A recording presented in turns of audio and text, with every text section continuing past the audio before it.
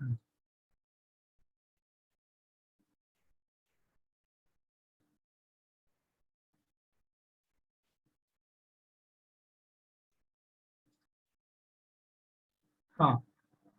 तो बेसिकली अब हमारा 3 प्रोटॉन वाला केस हम देख लेते हैं एक बार। कल हमने, अच्छा एक बार रिवाइज कर लेते हैं फटाफट क्या क्या हमने देखा था। तो बेसिकली अभी तक हमने ये देखा था कि केमिकल शिफ्ट वगैरह के बारे में, और उसके बाद देखा था कौन कौन से फैक्टर्स हैं जो केमिकल शिफ्ट को अफेक्ट करते हैं। तो उसमें सबसे पहला फैक्टर तो था अपना इलेक्ट्रोनेगेटिविटी इफेक्ट वाला, कि इंडक्टिव इफेक्ट है। और सिंपल आपको डेल्टा को वैसे देखना है कि भाई डेल्टा बेसिकली ज्यादा डाउनफील्ड तब चला जाएगा जब उसके पास इलेक्ट्रॉन्स नहीं प्रोटॉन के अराउंड में, बेसिकली इलेक्ट्रॉन जब नेकेड हो चुका है तब। तो और ज्यादा इलेक्ट्रॉन डेंसिटी रहेगी तो डेल्टा अपना कम हो जाने वाला है। तो शायद किसी ने कल बताया भी था कि डेल्टा को आप चाहो तो एक कहीं पर ऐसे भी लिख सकते हो कि delta is inversely proportional two electron density around proton, electron density around proton, इसको आप ध्यान रखो। और ये सबसे मेन मूल मंत्र है डेल्टा के लिए। और उसके बाद अलग अलग इफेक्ट्स थे, जैसे हाइड्रोजन बॉन्डिंग थे, हाइड्रोजन बॉन्डिंग भी डेल्टा को इंक्रीज करेगा। स्टेरिक इफेक्ट है वो भी इंक्रीज करेगा, और मेसोमेरिक इफेक्ट है वो इंक्रीज या डिक्रीज करेगा डिपेंडिंग अपॉन कि भाई प्लस। थर्ड फैक्टर है, अगला फैक्टर है एनिसोट्रॉपिक इफेक्ट। नाम से लग रहा है कि अलग अलग स्पेस के अलग अलग डायरेक्शन में अलग अलग फिनोमिनन हो रहे हैं, और वो अलग अलग फिनोमिनन बेसिकली यही है कि डायमैग्नेटिक एनिसोट्रॉपिक इफेक्ट होगा या फिर पैरामैग्नेटिक होगा। आपको याद रखना है कि डायमैग्नेटिक से शील्डिंग हो रहा है मतलब डायस, ऐसे याद रखना है आपको। एल्कीन के लिए ये देख लिया था कि भाई किस तरीके से इनकी ओरिएंटेशन कुछ ऐसे रहने वाला है, कार्बोनल का ओरिएंटेशन ऐसे रहने वाला है, एल्काइन का ऐसे रहेगा। उसके बाद अपना आ जाएगा एरोमेटिक का। एरोमेटिक का क्या हो जाएगा कि भाई जो भी बाहर साइड में रहेगा एरोमेटिक रिंग के, वो सारे में होने वाली डीशील्डिंग, बिकॉज वहां पर होगा पैरामैग्नेटिक इफेक्ट। और उसके जो अंदर मतलब कि ऊपर वाले पार्ट पे ये अपना रिंग रहेगा, तो रिंग के ऊपर और रिंग के नीचे में क्या होने वाला है, डायमैग्नेटिक इफेक्ट होने वाला है। तो अपना वहां पर शील्डिंग होने वाला है। ये वाला क्वेश्चन हमने किया था, ये वाला क्वेश्चन सबने नोट कर लिया होगा अपने नोटबुक में, क्योंकि इसका हमने आंसर निकाल लिया था। फिर इसके बाद सेम केस एनुलिन से ही मालूम कर लिया हमने कि भाई जो अंदर के प्रोटॉन्स हैं उनके डेल्टा काफी शील्डेड होंगे, इसी कारण डेल्टा ऑलमोस्ट नेगेटिव चला जाता है, और जबकि बाहर वाला जो प्रोटॉन्स हैं उनके पॉजिटिव में रहेंगे। एंटी एरोमेटिक में जस्ट ऑपोजिट हो जाएगा अपने एरोमेटिक वाले केस में, कि जो अंदर के प्रोटॉन्स होंगे उनकी डिशील्डिंग होगी और बाहर वाले की शील्डिंग होगी। ये एग्जांपल्स भी हमने देख लिया था 2 केस का। और उसके बाद अब हम आ गए थे स्प्लिटिंग ऑफ एनएमआर सिग्नल्स पर आ गए थे, और ये एग्जांपल देखा था कि भाई कैसे स्प्लिटिंग हो रही है अलग अलग सिग्नल्स की। तो सबसे पहले हमने देखा था कि भाई जो गिवन प्रोटॉन है ना, फॉर एग्जांपल HA, तो उसके बगल वाले कार्बन एटम पे केवल एक ही हाइड्रोजन लगा हो तब कैसी स्प्लिटिंग होगी। तो हमने देखा भाई कि जब एक हाइड्रोजन केवल लगा हुआ है ना, तो जो HA का सिग्नल है वो 2 पार्ट में डिवाइड हो गया है। वो जैसे देखो पहले एक सिग्नल आ रहा था, लेकिन इसके कारण ये 2 पार्ट में डिवाइड हो गया है, और इसका जो रेशियो है वो 1:1 हो गया है। तो अभी आप यहाँ पर क्या नोट करो कि भाई एक होने के कारण 1 + 1 मतलब 2 सिग्नल्स में डिवाइड हो गया अपना HA का सिग्नल। ये पहली बात हो गई। दूसरा चीज हो गया हमारा, जब HA के बगल में ना 2 प्रोटॉन लगा हुआ है, तो इस केस में क्या हुआ कि जो HA का सिग्नल है वो 3 पार्ट में डिवाइड हो गया है। और आप इसको अभी ऐसा देखो कि 2 प्रोटॉन है, तो 2 प्रोटॉन अगर हमने 1 ऐड कर दिया है तो उतना ही नंबर ऑफ सिग्नल्स में HA का सिग्नल अपना बढ़ चुका है। ये जो सिग्नल्स है ना, ये सिग्नल HA के सिग्नल है, ये HA सिग्नल। तो ये 2 + 1 3 पार्ट में डिवाइड हो गया है, और ये कैसे, इसका रेशियो क्या हुआ बेसिकली 1:2:1 में डिवाइड हुआ है ये।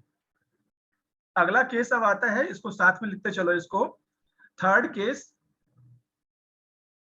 केस 3 में क्या है कि HA के नेबर में ना 3 प्रोटॉन्स हैं।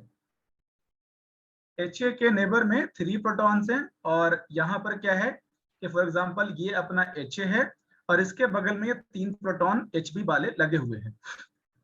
ठीक है, अब इस केस में क्या होगा कि भाई HA जो है अब तीनों HB से इफेक्ट होने वाला है, और तीनों एचपी से इफेक्ट कैसे होगा, वो डिपेंड करेगा कि भाई इन तीनों की जो कॉम्बिनेशंस कितनी बैठने वाली हैं, कि भाई इनका सेम डायरेक्शन में होने वाला है या फिर एक का ऑपोजिट, दो का जस्ट ऑपोजिट होने वाला, कैसे कैसे पॉसिबल इन्वायरमेंट, जो कि इलेक्ट्रॉनिक इन्वायरमेंट्स मैंने लास्ट क्लास में डिफाइन किया था, कितने कॉम्बिनेशन पॉसिबल हैं।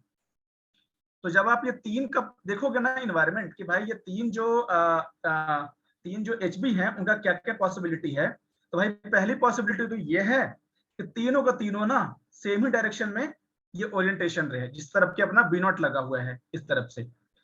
अगली पॉसिबिलिटी क्या है कि भाई एक ना नीचे की ओर रहे और बाकी दो ऊपर की ओर रहे। दूसरा में क्या रहे कि भाई एक नीचे, एक ऊपर, एक नीचे, एक नीचे। इस तरीके से आप देखोगे तो ये इनकी पॉसिबिलिटी ऐसे होगी, और फिर ये पॉसिबिलिटी ऐसे होगी। मतलब यहाँ पर वाले में क्या है कि 2 है ना, जो विद है, मतलब 2 का देखो, ये वाला, सॉरी ये वाला ऊपर की ओर है, ये वाला ऊपर की ओर है, यहाँ पर ये दोनों ऊपर की ओर है। बेसिकली 2 है विद द फील्ड और 1 है अपना अगेंस्ट द फील्ड। इस वाले में क्या है कि 2 अगेंस्ट द फील्ड, ये देखो, और 1 है जो विद द फील्ड है। तो ये अपनी अगली कॉम्बिनेशन पॉसिबल हो गई।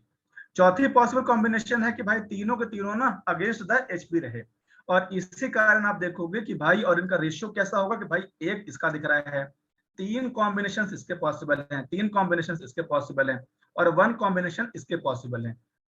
इसी कारण एच का जो सिग्नल जो पहले ऐसे आ रहा था ना अपना, ये क्या करेगा, 4 पार्ट में डिवाइड हो जाएगा, और ये 4 पार्ट कुछ बेसिकली ऐसे रहने वाला है, ये ऐसे रहने वाला है। और इनका जो एरिया रहेगा वो बेसिकली क्या हो जाएगा, एरिया अपना ये डिवाइड हो जाएगा, ये 1:3:3:1 के पॉसिबल टोटल फैक्टर में। और ये जो चार इसके जो स्प्लिटिंग हुई है ना, इसको हम कह देते हैं कि एच सिग्नल अभी क्वार्टेट के फॉर्म में दिख रहा है ये, ठीक है। तो इसको आप नोट करने के बाद फिर आप ये जो लाइन जो ग्रीन करा हुआ है ना, उसको आप नोट कर सकते हो कि यहाँ पर क्या है, chemical shift of HA is impacted by the presence of all 3 Hb protons. ठीक है भाई।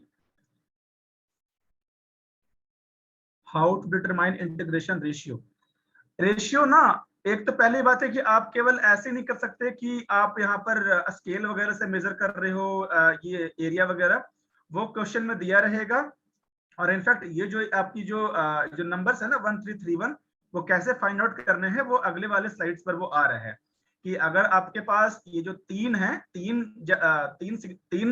प्रोटॉन के कारण जब सिग्नल की स्प्लिटिंग हो रही है तो एरिया कितने में बटेगा, जैसे हर बार आप ये नहीं कर सकते अगली बार से। तो इसके लिए मैं अगले क्वेश्चन पर, अगले स्लाइड पर पूरा वो पास्कल ट्रायंगल से कैसे फाइंड आउट करना है वो मैं बता दूंगा। तो पहले आप ये लिखो कि केमिकल शिफ्ट है ना, ये यहाँ पर इतने चीजों से इफेक्ट हो रहा है कि ऑल 3 Hp प्रोटॉन्स। अब इन ईच मॉलिक्यूल ना HA can find itself in one of the 4 possible electronic environments resulting in a quartet. और उसके बाद आप इनकी जो पॉसिबल कॉम्बिनेशंस हैं इनका बना लो फटाफट केवल एरो, और ये रेशियो 1:3:1 इज ऑब्जर्व। तो ये आप इसको यहीं पर लिख देना, rather than अलग से लिखने के से अच्छा है। और साथ में लिखना कि भाई ये HA यहाँ पर क्वार्टेट के फॉर्म में दिख रहा है।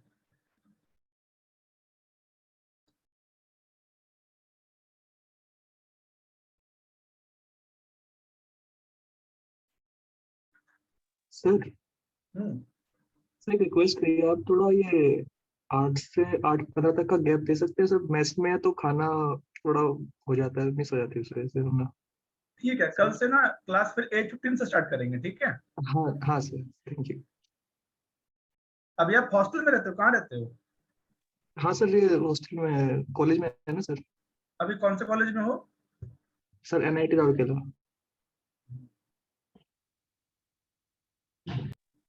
सर यहाँ पे जो पॉसिबल इलेक्ट्रॉनिक इन्वायरमेंट जो बना हुआ है वो HA का हम निकाल रहे हैं विथ रिस्पेक्ट टू HB। तो यहाँ पे जो 333 लाइंस हमने अप और डाउन लिखी हुई है, तो ये तीनों के जो सिग्नल्स हैं वो B के हैं, नॉट A। ये तीनों का, ये वाला सिग्नल बोल रहे हो क्या आप? नो नो नो, ये जो हमने ग्रीन में बना रखे हैं कि तीनों जो लाइंस हैं ये वो सिग्नल नहीं है, ये बस वो तो पॉसिबल फील्ड, इन्वायरमेंट्स है। तो ये इन्वायरमेंट HB के हैं विथ रिस्पेक्ट टू A। हाँ, HB में क्या क्या पॉसिबिलिटी है, ये वाली बेसिकली बात हो रही है। जैसे आप इसको सिंपल ऐसे समझो कि हाँ आप इसको, मैं आपको सिंपल बिल्कुल रियल लाइफ एग्जांपल से बताता हूँ आपको। इसको ऐसे देखो, फोन लैपटॉप चार्ज क्यों नहीं हो रहा है? हाँ ठीक है, हो रहा है। देखो आप इसको ऐसे समझो कि मान लो ना कि आपकी कुछ मेंटल स्टेट, मान लो खुद का कह लो कि आपकी दिमागी स्थिति कैसी है। ये मान लो कि भाई अभी ना बिल्कुल कह लो कि ए पर चल रही है मेंटल स्टेट अभी। अब आपकी मेंटल स्टेट क्या क्या चीज से डिफाइन होता है? लेट्स से कि भाई ना वो केवल दो चीज से डिफाइन होता है। एक आपकी जो फ्रेंड्स की कैसी मतलब कि दोस्ती यारी है वगैरह वगैरह, उससे डिफाइन होता है। और दूसरी चीज ये है कि भाई जो रिलेटिव्स हैं अपने पापा मम्मी, उनसे कैसी मतलब अपने रिलेशन हैं, उन चीज से डिफाइन होता है। तो अब मेरे को एक बात बताओ कि भाई अपना जो ये ए का जो कंडीशन है, तो उसमें क्या क्या पॉसिबिलिटी है? पहली पॉसिबिलिटी तो ये है कि भाई जो अपना जो फ्रेंड्स है ना, फ्रेंड्स से सपोर्टिव हो, और जो मम्मी पापा हैं फैमिली वगैरह वो भी सपोर्टिव हो। ये पहली बात हो गई। दूसरी चीज क्या हो गई कि भाई मेरे फ्रेंड्स तो सपोर्टिव रहे बट मेरे जो फैमिली वगैरह है ना वो सपोर्टिव नहीं रहे। ये दूसरी बात हो गई। तीसरा चीज क्या हो गया कि भाई या तो मेरे फ्रेंड्स तो सपोर्टिव ना रहे बट फैमिली वाले सपोर्टिव रहे। अगली चीज क्या हो गई कि भाई ना फैमिली सपोर्ट कर रही ना फ्रेंड सपोर्ट कर रहे हैं।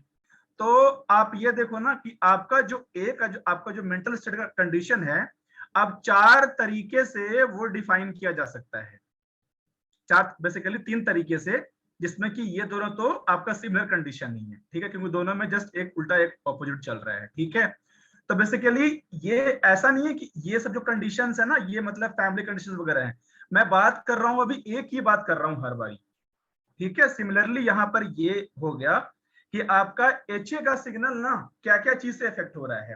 तो HA का सिग्नल भाई जो तीन प्रोटॉन्स लगे हैं, HB के 1, HB के 2, HB के 3, अब इन तीनों के ना हम पॉसिबल कॉम्बिनेशन देख रहे हैं कि ये कैसे इफेक्ट कर रहा है इस चीज पर। समझ रहे बात को आप? इसी यस कारण फिर HA का ये सिग्नल यहाँ पर दिखा रहा है कि क्या क्या पॉसिबिलिटी यहाँ पर है, ठीक है। Yes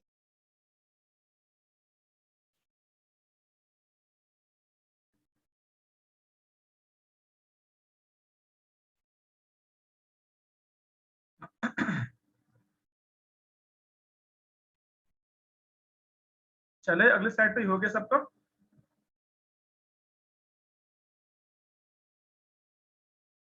yes sir.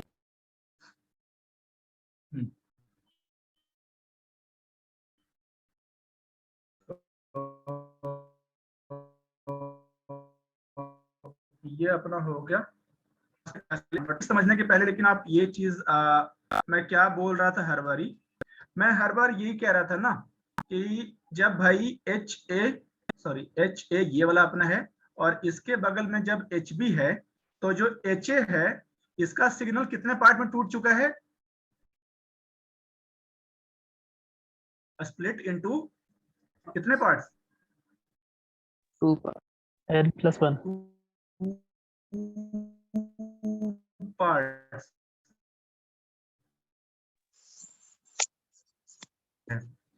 अगर सर आपकी आवाज कट रही है थोड़ा थोड़ा। एक सेकंड, मैं एक बार वीडियो ऑफ करता हूँ। अभी क्लियर आ रही है आवाज? Yes Yes, sir. sir. हाँ, तो अगर HA के बगल में अगर 2 HP लगा हुआ है तो ये कितने पार्ट में ब्रेक हो गई है? ये इसका ब्रेक हो गया है 3 पार्ट से ब्रेक हो गया है, और इसी को इन्होंने कह दिया है ट्रिपलेट कह दिया है। बगल वाले कार्बन में, सॉरी ये ऐसे लगा हुआ है, ये ऐसे लगा हुआ है, ऐसे, यस। तो ये अगर 3 अगर लगा रखा है यहाँ पे, तो बेसिकली क्या हुआ है कि भाई ये 4 पार्ट्स में हो गया है और इसको हमने कह दिया है क्वार्टेट। तो हर बार आप ये देखो कि जितने नंबर ऑफ प्रोटॉन्स रह रहे हैं बगल में ना, उससे जस्ट एक ज्यादा में वो बढ़ जा रहा है। मतलब HA का जो सिग्नल है वो N+1 रूल को फॉलो कर रहा है। इसी कारण आप यहाँ पर आपको मिलेगा कि if n is the number of neighboring protons then the multiplicity will be n+1। ये जो HA है ना, इसी को हम बोल देते हैं कि भाई कितने पार्ट में टूटा, तो अगर 2 पार्ट में टूटा तो ये जो वर्ड है ना डबलेट, इसको हम कह देते हैं कि multiplicity of A, sorry multiplicity of HA। अगर ये 3 पार्ट में वो टूटा तो हम कह दिए भाई कि multiplicity of HA is triplet. अगर ये 4 पार्ट में टूटा तो हम कह देंगे भाई कि multiplicity of HA is quartet. तो ये हो गई पहले बात, ये हो गई बात। और उसके बाद अगर यहाँ पर 4 पार्ट में टूटा तो ये हो गया। अगर वो 5 पार्ट में टूटा तो उसे कहेंगे हम क्विंटेट। अगर वो 6 पार्ट में टूटा तो वो हो गया सेक्सटेट। अगर 7 पार्ट में टूटा तो वो हो गया सेप्टेट। और यहाँ पर n इज द नंबर्स है, बट यहाँ पर स्प्लिटिंग कितने में होगी, यहाँ पर एक नया टेबल आप ऐड कर देना, स्प्लिट इनटू कितने 2, स्प्लिट इनटू 3, 4, 5, 6 और ये हो गया 7। ये हो गया अपना मल्टीप्लिसिटी ऑफ HA। इसको कोई कंफ्यूजन ना हो, इसी का नाम लिख देना मल्टीप्लिसिटी ऑफ HA। अब देखो इस चीज में कैसे आपको फाइंड आउट करना है कि रिलेटिव जो इंटेंसिटीज है ना, ये कौन से रेशियो में होगा। अगर सिंपल यहाँ पर n इज इक्वल टू 0 रहता है, 0 रहता है क्या होगा, तो अगर n इज इक्वल टू 0 रहेगा मतलब बगल में कोई भी प्रोटॉन नहीं लगा हुआ है तो वहां पर सिंगलेट आने वाला है, बिकॉज 0 + 1 अपना 1 होता है। अगर ये n इज इक्वल टू यहाँ पर अगर 1 प्रोटॉन लगा है तो भाई वहां पर वो डबलेट आएगा और आपका रेशियो जो होगा ना वो 1:1 पर होगा। ये ऐसे जब यहाँ पर n इज इक्वल टू ये अपना 2 है तो क्या हो जाएगा, यहाँ पर ट्रिपलेट होगा और उसका रेशियो होगा 1:2:1 हो गया यहाँ पर। और जो इस तरीके से ट्रायंगल जो बन रहा है ना, इसी को कहते हैं हम पास्कल्स ट्रायंगल कहते हैं। अब पास्कल्स ट्रायंगल आपको जरूरी नहीं हो कि आपको याद ही हो, इसको निकालने के लिए फिर मैंने देखा कि ये वाला आप एक चीज देखो कि ये सिंपल रूल फॉलो कर रहा है कि आप क्या करो ना, 11 नंबर लो और 11 के पावर में ना आप कर दो n कर दो, ठीक है। 11 के पावर में n कर दो। 11 के पावर अगर 0 रहेगा तो ये नंबर कितना आ गया, 1 आ गया ना। 11 के पावर अगर 1 कर दोगे तो कितना हो जाएगा, ये नंबर 11 ही रहेगा। 11 बट बीच में यहाँ पर ना एक डाल देना रेशियो, तो ये हो जाएगा अपना 1:1:1 1:1। 11 के पावर अगर 2 करोगे तो नंबर क्या होगा, 121 हो जाएगा। 21 और बीच में आप ऐसे डाल देना डॉट डॉट, तो उस रेशियो में बढ़ जाएगा अपना। 11 के पावर अगर 3 कर दो तो वो नंबर क्या हो जाएगा, 1:3:1 और बीच में ऐसे डॉट डॉट कर देना अपना। 11 के पावर 4 कर दो, सिमिलरली सो ऑन करते चले जाना और बीच में ऐसे रेशियो जो होता है ना साइन, ये डबल डॉट वाला, इसको आप लगा देना। तो ये वाला फॉर्मूला भी काफी अच्छा काम करता है। ये वाला फॉर्मूला कहीं बुक्स वगैरह में नहीं मिलेगा क्योंकि वहां पर केवल पास्कल्स ट्रायंगल करके बोल देंगे। तो ये इसकी पूरी कहानी आप लिख लो कि ये n+1 वाला इस चीज को, और ये multiplicity indicates the number of neighbouring protons, और इससे हम मालूम करते हैं पूरा का पूरा इन्वायरमेंट। और साथ में इसको भी नोटिस कर लेना कि intensity of line is given by Pascal's triangle, और साथ में आप इसको भी नोट कर लेना याद करने के लिए। ये हो गया n is equal to 3, n is equal to 4, n is equal to 5।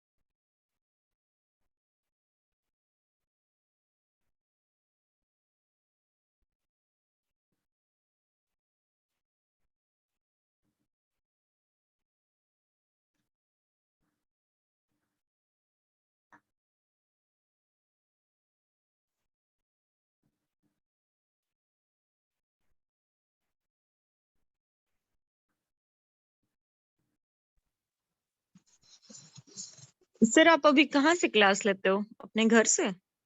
नहीं नहीं, मैं तो अभी दिल्ली आ रखा हूँ। अच्छा,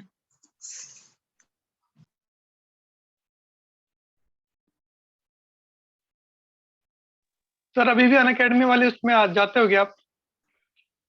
अनअकैडमी कैसे जानते हो आप मेरे को? मैं सर आपसे मिला था, वहीं आपसे गाइडेंस लिया था फ्री के लिए। मैं तब से जानता एक हूँ। Second, hello.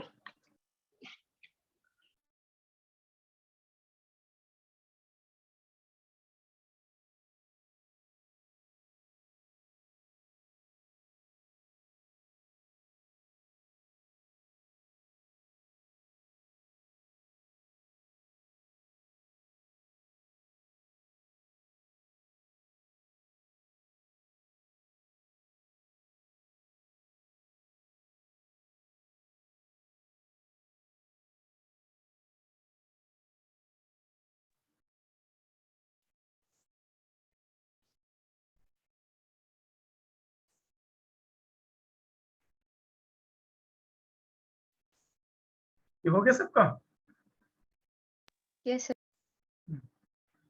तो अब चलते हैं अगले वाले पे। अब देखो, लेकिन इसके पहले एक ना आप एक क्वेश्चन करो। ये क्वेश्चन मुझे अभी ध्यान आया कि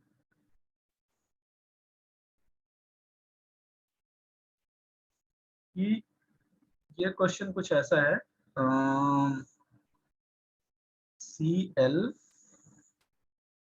ClH और ये हो गया CH3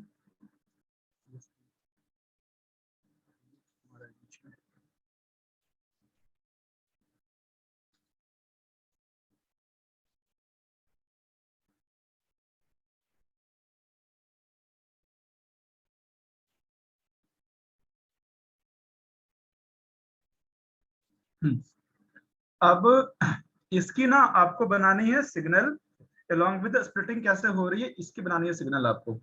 तो सबसे पहले तो मैं यही करूंगा कि इनकी मैं नेमिंग कर दूंगा।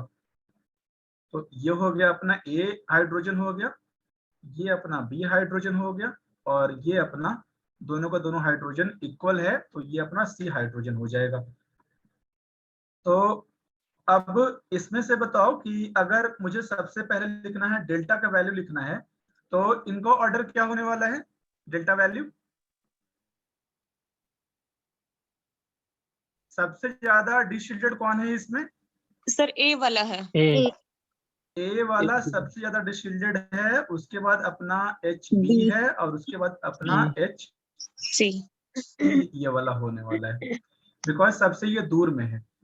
अब क्या होता है कि अगर मेरे को सिंपल NMR ड्रॉ करने के लिए अगर कहता, तो हम सिंपली क्या करते हैं कि अपना एक हो, अब देखो, और साथ में ये देखो कि आप HA के पास ना केवल एक प्रोटॉन है, HB में केवल एक प्रोटॉन है, और HC में अपने पास 6 प्रोटॉन है। तो ये क्या होता है, मैं इसको ड्रॉ करता ऐसे, एक ये हो गया, B ये हो गया, और C के लिए थोड़ा सा ऐसे बड़ा सा ऐसे ड्रॉ कर देता है मैं, ये हो गया अपना।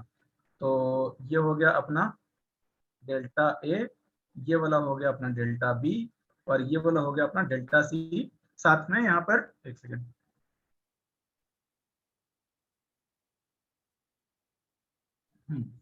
साथ में यहाँ पर डेल्टा C हो गया, और ये यहाँ पर 0 होता है, और इस साइड में अपना डेल्टा इंक्रीज कर रहा है। बट ये हो गया सिंपल। अगर मेरे को स्प्लिट कराना होता, तो सबसे पहले सर अब मैं अगर वैल्यू बात, उल्टी नहीं होगी सर?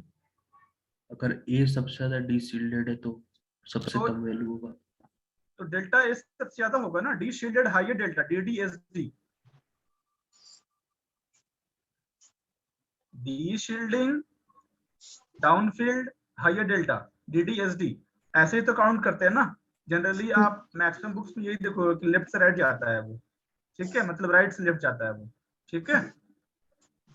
अब क्या होता कि ये तो हो गया भाई विदाउट एनी स्प्लिटिंग। अब मैं सबसे पहले अगर बात कर रहा हूँ HA की, तो HA के बगल में कितने प्रोटॉन्स हैं, तो वो कितने पार्ट में वो डिवाइड होगा? वो 2 पार्ट में डिवाइड होगा। 2 पार्ट में डिवाइड होगा, ठीक है। तो अब मैं फिर से एक स्प्लिटिंग वाला ड्रॉ करता हूँ और ये हो गया अपना। तो सबसे पहले मैंने ड्रॉ किया एच ए वाले का, तो भाई एच ए ना ऐसे करके ये दो पार्ट में ऐसे करके ये हो गया। अब इसके बाद हो गया डेल्टा बी। तो ये वाला जो पार्ट है, अच्छा सेकेंड ऑर्डर स्प्लिटिंग नहीं कराया ना मैंने अभी, तो एक काम करते हैं, सेकेंड ऑर्डर स्प्लिटिंग करना पड़ेगा तभी इसको कर पाओगे बी वाले को, क्योंकि ये जो बी वाला है ना ये इससे भी फर्क पड़ेगा इसका, और ये इससे ही फर्क पड़ेगा, तो वो फिर और ज्यादा स्प्लिट कर जाएगा। अच्छा तो एक काम कर, मल्टीप्लिट। हाँ मल्टीप्लेट वाली बात है, तो एक काम करते हैं इस वाला क्वेश्चन को भी रहने देते हैं, एक बार जब सेकेंड ऑर्डर करेंगे ना तब इसको इस क्वेश्चन करेंगे। चलो रहने देते हैं, फिर समझ नहीं पाओगे इसको आप लोग। चलो फिर तो उसको यहाँ आ जाते हैं आगे। अब यहाँ पर क्या है ना, एक और चीज यहाँ पर क्या है कि भाई कि क्या क्या फैक्टर्स होते हैं जो कि डिफाइन करेगा भाई स्प्लिटिंग वगैरह होगा कि नहीं होने वाला है। तो अगर इक्विवेलेंट प्रोटॉन्स रहेंगे ना तो वो तो स्प्लिट करने ही नहीं वाले। क्यों भाई? क्योंकि जब दोनों को दोनों सब इक्वल ही हैं तो फिर उनकी केमिकली इक्विवेलेंट हो गए। तो only chemically non equivalent protons हैं जो स्प्लिटिंग करते हैं। तो फॉर एग्जांपल जैसे आप ये देखो कि भाई ये दोनों प्रोटॉन हैं, इसके बगल में ये दोनों लगा हुआ तो है, बट दोनों का दोनों प्रोटॉन हमारा सब का सब क्या है, ये भी ए है, ये भी ए है, ये भी ए है, ये भी ए है। आपकी तो वॉइस इस बहुत केस में ब्रेक हो रही स्प्लिटिंग है। नहीं होने वाली है। एक सेकंड रुको। अभी ठीक है? हाँ, तो यहाँ पर क्या है ना कि equivalent protons do not split each other, और दैट इज करके लिख लेना इसको, दैट इज, लिखते जाओ, that is only chemically non-equivalent, only chemically non-equivalent protons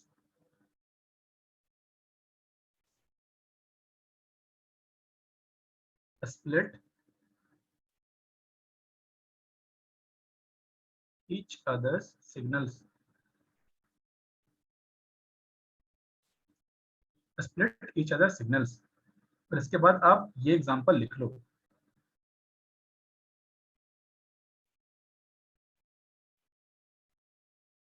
और फिर सेकंड में लिखना, सेकंड में पहले ये चीज लिखो, इसको लिखने से पहले, since a splitting happens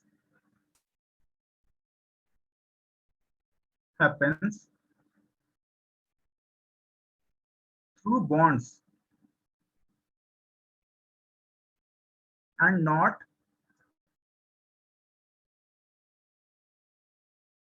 through space, so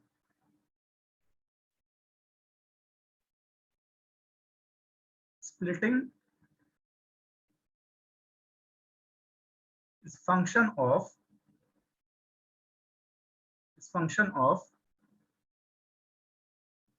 number of bonds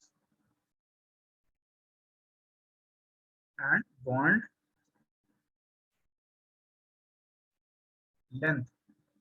इसका मीनिंग क्या हुआ कि भाई स्प्लिटिंग तभी होने वाली है जब या तो सेम कार्बन पे दो अलग अलग प्रोटॉन्स होने वाले हैं, एक HA हो या फिर HP हो, या फिर एटलीस्ट केवल दो कार्बन से सेपरेटेड हो, मतलब कि बीच में केवल एक बॉन्ड हो। मतलब अगर मैं पूरा काउंट करूं तो एक बॉन्ड, दो बॉन्ड, तीन बॉन्ड, केवल तीन बॉन्ड से दो हाइड्रोजन सेपरेटेड हो, तभी भाई HA और HB के बीच में स्प्लिटिंग होगी। बट देखो इस केस में क्या हुआ है कि बीच में ना यहाँ पर एक बॉन्ड, दो बॉन्ड, तीन बॉन्ड, चार बॉन्ड हो चुका है। तो इस केस में अपना स्प्लिटिंग ऑब्जर्व नहीं होगा, बिकॉज ये दोनों बहुत ज्यादा दूर दूर हो गए हैं। आप इसको सिंपल चीज से भी समझ सकते हो कि भाई हमें हमारे मूड पर हमारा जो मूड होता है वो बहुत दूर का कोई अगर आदमी हो उससे क्या फर्क पड़ेगा कि भाई वो मेरे से कैसे बिहेव कर रहा है। वो तो पास वाले होते हैं, वो जैसे बिहेव कर रहे हैं उससे हमें फर्क पड़ेगा ना कि भाई कैसे हमारा मूड चल रहा है। सिमिलरली ये भी हुआ कि भाई दोनों बहुत दूर दूर प्रोटॉन्स हैं, तो भाई HA अपने आजाद से जिएगा और अपना HB अलग स्टाइल से जिएगा।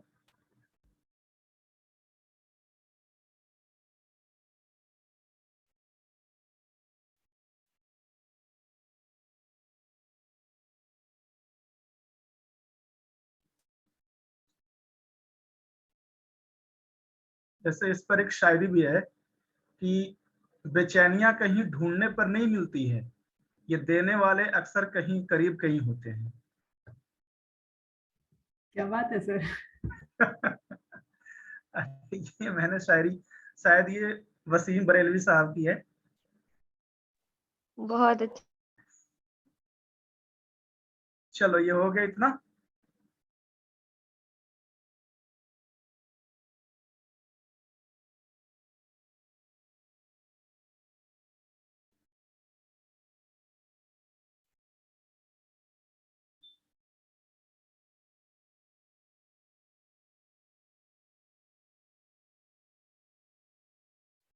ये ग्रीन वाला पूरा नोट कर देना इसको, और बाकी नीचे वाली चीज तो फिर से वही रिपीट करा हुआ है।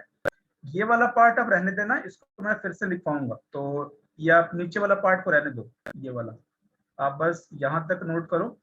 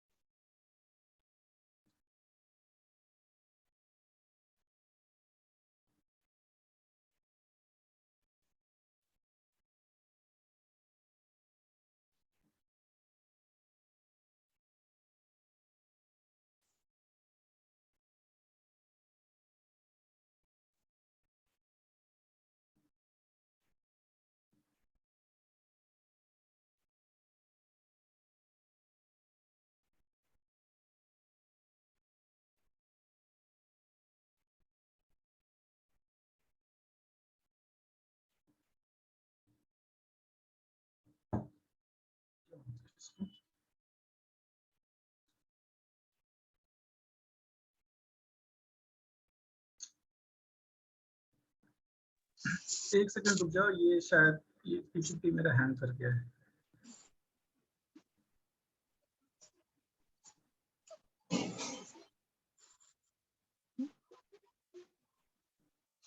ठीक है।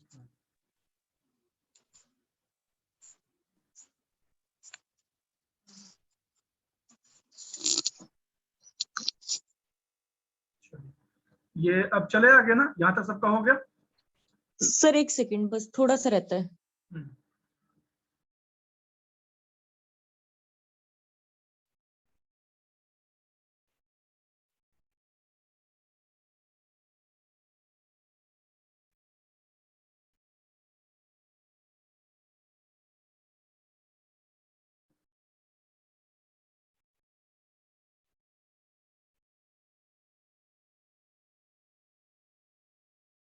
हो गया सर, हो गया। चलो फिर, तो ये हमने यहाँ तक देख लिया, स्प्लिटिंग वगैरह सारा देख लिया।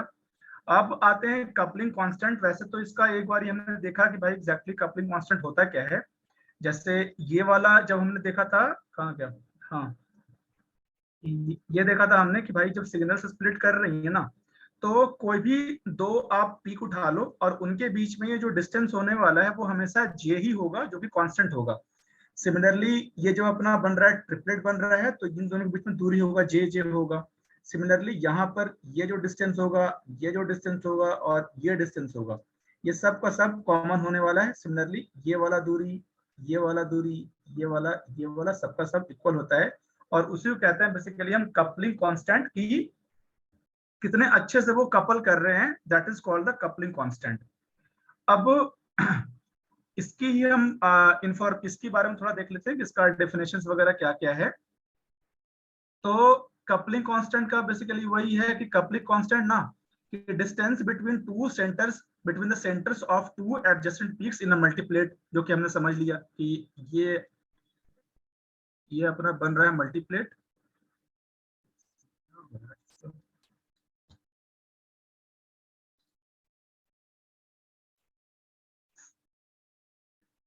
हाँ, ये अपना अगर बन रहा है मल्टीप्लेट बन रहा है, तो ये दो पीक के बीच में कितनी दूरी है, that is called the coupling constant, या फिर स्पिन स्पिन कपलिंग कांस्टेंट, कुछ भी कह दो इसको। अब इसको जहाँ जनरली हम दिखाते हैं हर्ट्ज में दिखाते हैं, जस्ट फॉर कन्वेंशन, ऐसा कुछ वो नहीं है। अब इसमें सबसे बड़ी बात नोटिस करने वाली ये है कि जो वैल्यू ऑफ जे है ना, वो कांस्टेंट होता है और वो डिपेंड नहीं करता मैग्नेटिक फील्ड पर।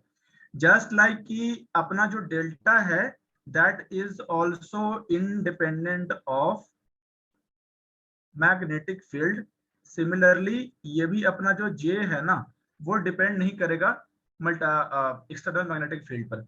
अब इसका रीजन ना यहाँ पर तो कहीं नहीं लिखा होता, लेकिन फिर मैंने इसका देखा रीजन कि क्यों ये इंडिपेंडेंट होता है मैग्नेटिक फील्ड का।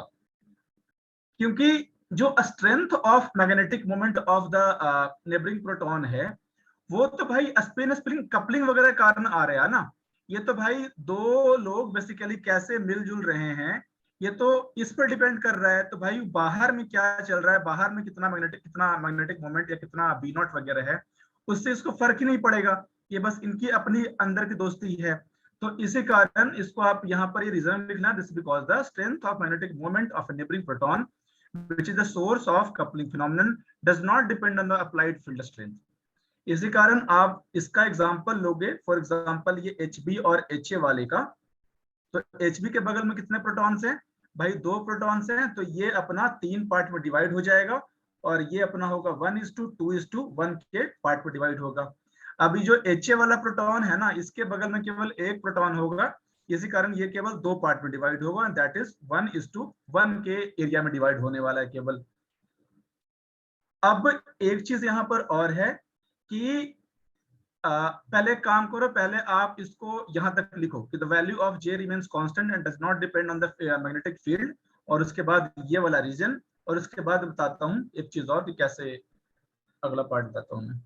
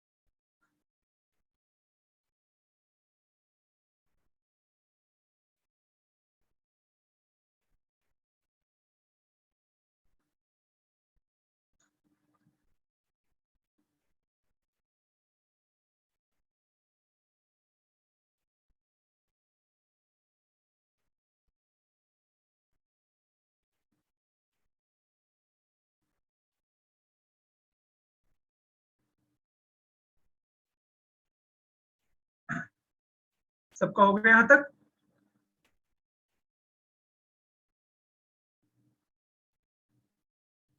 नीचे का भी लिखना है एक बार ये वाला चीज, यस एक बार इसके पहले आप एक चीज ये लिख लो कि छोटा सा ऐसे बना करके कि representation of representation of coupling constant. तो जो कपलिंग कांस्टेंट है ना, इसको कुछ ऐसे लिखते हैं, ये अपना हो गया जे हो गया, यहां पर जो नंबर है, यहां पर एक नंबर रहेगा, ये नंबर दिखाता है कि number of sigma bond between given protons, और फिर नीचे हम लिखते हैं ऐसे ए और बी करके, और यहाँ पर ए क्या है, ए है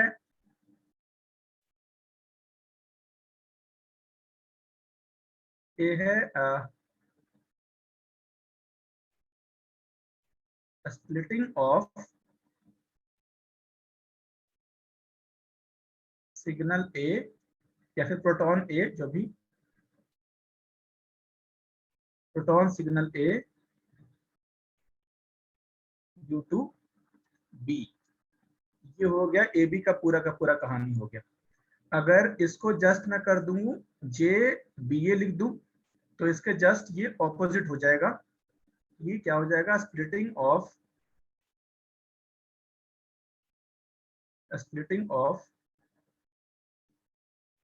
proton signal B due to ए।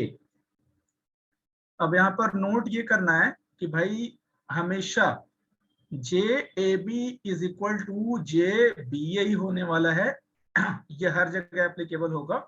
और इसका रीजन ये है कि भाई since the coupling constant J A B quantifies the magnetic interaction between the H A and H B hydrogen sets, and इसी कारण ये इंटरेक्शन भाई सेम मैग्नीट्यूड में रहेगा ना, जस्ट लाइक न्यूटन का थर्ड लॉ, जितना एक्शन होगा उतना ही रिएक्शन होगा। इसी कारण हमेशा J A B is equal to J B A रहने वाला है। या फिर इसको अदर वर्ड्स में इसको ऐसे लिख सकते हो कि H A influences H B to the same extent that H B influences H A. तो आप इस चीज को लिख करके और ऐसे कर देना कि रीजन इसका क्या है, बेसिकली इक्वल होने का, reason why it's equal. Sir हाँ सर इसमें जे ए बी में एन की वैल्यू तो सिग्मा बॉन्ड तो दो प्रोटोन अगर स्प्लिट हो रहा है तो हमेशा तीन ही होगा दो प्रोटोन के बीच में।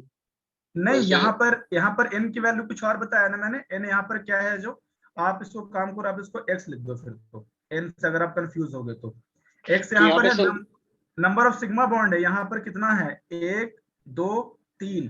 तो यहाँ पर ना आप ऐसे लिखोगे इसको, जे थ्री ए बी, ऐसे लिखोगे आप इसको। नहीं सर, स्प्लिटिंग तो एडिशन प्रोटोन के कारण ही होता है तो हमेशा तो तीन ही रहेगा ये वैल्यू हर हाँ केस नहीं, में। वो अभी अभी आगे आने वाला है केस, जब वहां पर वैल्यू थोड़ा चेंजेस होंगे, अभी रुक जाओ, अभी यहाँ पर क्लिक 3 है, बट आगे आने वाले केसेस में अलग अलग होने वाले हैं। जैसे यहाँ पर देखो आप, इस वाले केस में क्या है, केवल बीच में दो ही बॉन्ड है ना, सिग्मा बॉन्ड, तो इस केस में आप यहाँ पर 2J लिखोगे, ऐसे लिखोगे इसको, वो भी आगे आने वाला है। Okay sir.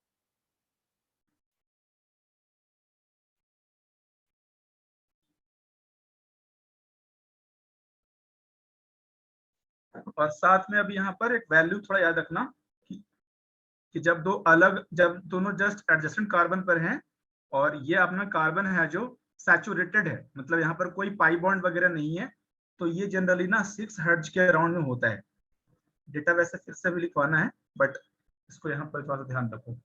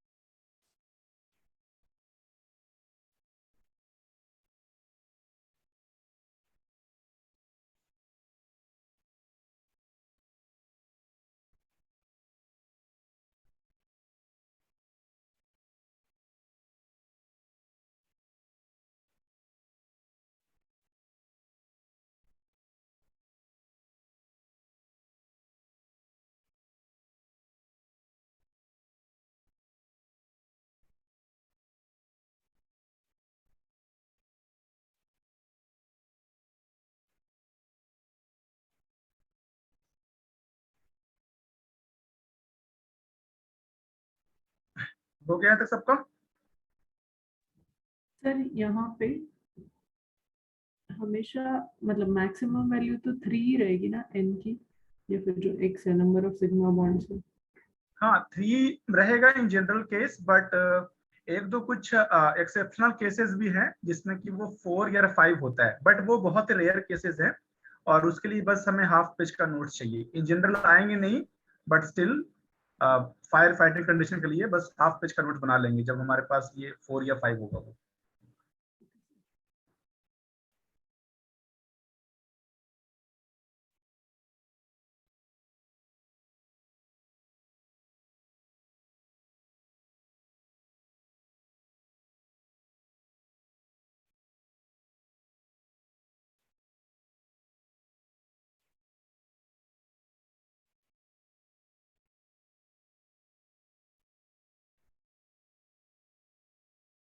आगे चले ना।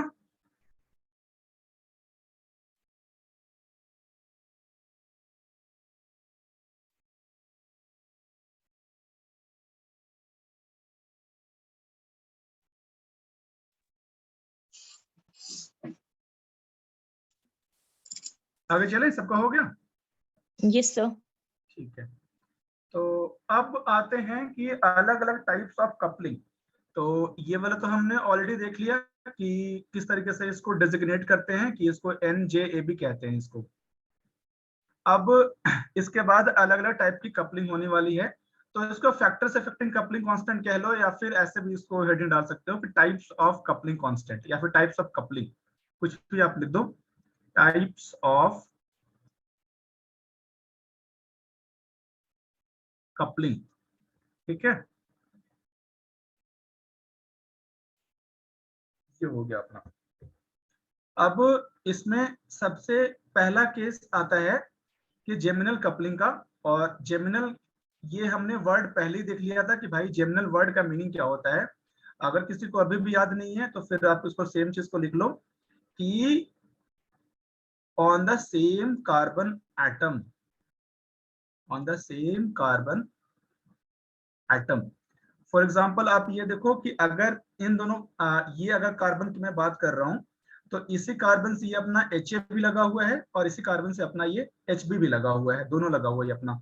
तो ये दोनों जो HA और HB है ना, ये दोनों जेमिनल प्रोटॉन्स हो गए हैं और इन दोनों में जो कपलिंग होगी वो जेमिनल कपलिंग होगी। अब सबसे पहली बात तो ये कि भाई टू बॉन्ड कपलिंग इसको कह सकते हो आप, और इसको अगर डिनोट करेंगे साथ में इसको लिखते जाना क्योंकि कुछ अलग ऐसा चीज है नहीं इसमें। अगर इसको अलग तरीके से डिनोट करेंगे तो इसको मैं लिखूंगा कैसे, 2J ऐसे लिख देंगे, बिकॉज यहाँ पर क्या लिखते हैं, नंबर ऑफ सिग्मा बॉन्ड्स कितने हैं बीच में। अब ये डिपेंड क्या क्या चीज पर करता है, बेसिकली इलेक्ट्रॉन डेंसिटी पर डिपेंड करेगा। क्यों? क्योंकि आप फिर से देख लो कि भाई इलेक्ट्रॉन डेंसिटी, जितना ज्यादा इलेक्ट्रॉन रहेगा उनके बीच में उतने अच्छे से वो कपल करने वाले हैं, क्योंकि आखिर में इलेक्ट्रॉन के कारण ही तो मैग्नेटिक मोमेंट जनरेट हो रहा है। तो जितने ज्यादा इलेक्ट्रॉन डेंसिटी होगा उतने अच्छे से वो कपलिंग करने वाले हैं। इसी कारण एक फैक्टर तो अपना ये हो गया। अगली चीज होती है अपनी बॉन्ड एंगल की। तो बॉन्ड एंगल का बेसिकली मीनिंग क्या हो गया कि फॉर एग्जांपल अगर ये H है और ये अपना H है, और पहला केस तो हमारे पास ये हो गया है कि मान लो कि HA ऐसे है और HB ऐसे है। दूसरा केस है ना कि ये अपना HA ऐसे है और इसके जस्ट ऑपोजिट डायरेक्शन में अपना ये HB ऐसे लगा हुआ है। तो ये वाले केस में है ना कपल करना थोड़ा ज्यादा मुश्किल है एज कंपेयर टू ये वाले केस में, क्योंकि यहाँ पर क्या होगा कि जस्ट जितना स्ट्रेट रहेगा इन दोनों के बीच में रास्ता उतने वो अच्छे से कपलिंग करने वाले हैं। इसी कारण वो डिपेंड करेगा अपना बॉन्ड एंगल पे भी डिपेंड करेगा। तो सबसे पहले आप ये चीज लिख लो कि geminal coupling is affected bye bond angle, sorry electron density and bond angle is affected by electron density and bond angle is affected by electron density and bond angle। और ये तो आपने लिख ही लिया होगा कि इसका डिनोशन होता है 2J से। यहाँ पर सबसे एक नोट करने वाला पॉइंट ये लिखो, जो थोड़ा यूनिक पॉइंट है जेमिनल कपलिंग के लिए, कि हाँ ये जो 2J लिखा है, एक बार मुझे ये 2 कौन से वाले बॉन्ड है, ये एक बार उस पे दिखा दो। ये यहाँ पर एक सिग्मा बॉन्ड ये हो गया, दूसरा सिग्मा हाँ। बॉन्ड ये हो गया। ठीक है सर, ओके थैंक दो प्रोटॉन्स के बीच में कितना सिग्मा बॉन्ड्स हैं वो बस वो काउंट करना है आपको, ठीक है ना। तो यहाँ पर पहले ये चीज नोट कर लो कि जो जेमिनल कपलिंग के लिए केवल ये यूनिक पॉइंट है कि जो 2J का वैल्यू होता है ना, 2J value are generally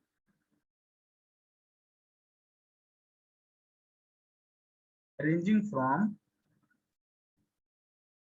negative to 0, but for convenience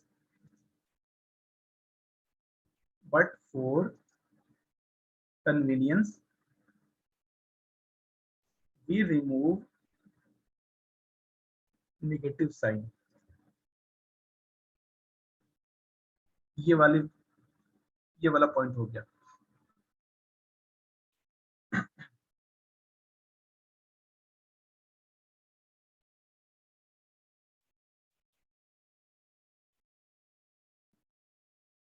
अब इसमें पहला पॉइंट ये लिखो कि how it is affected by electron density, how it is affected by electron density. Sir, ये रिमूव के बाद नेगेटिव साइन है। हाँ, विल रिमूव नेगेटिव साइन।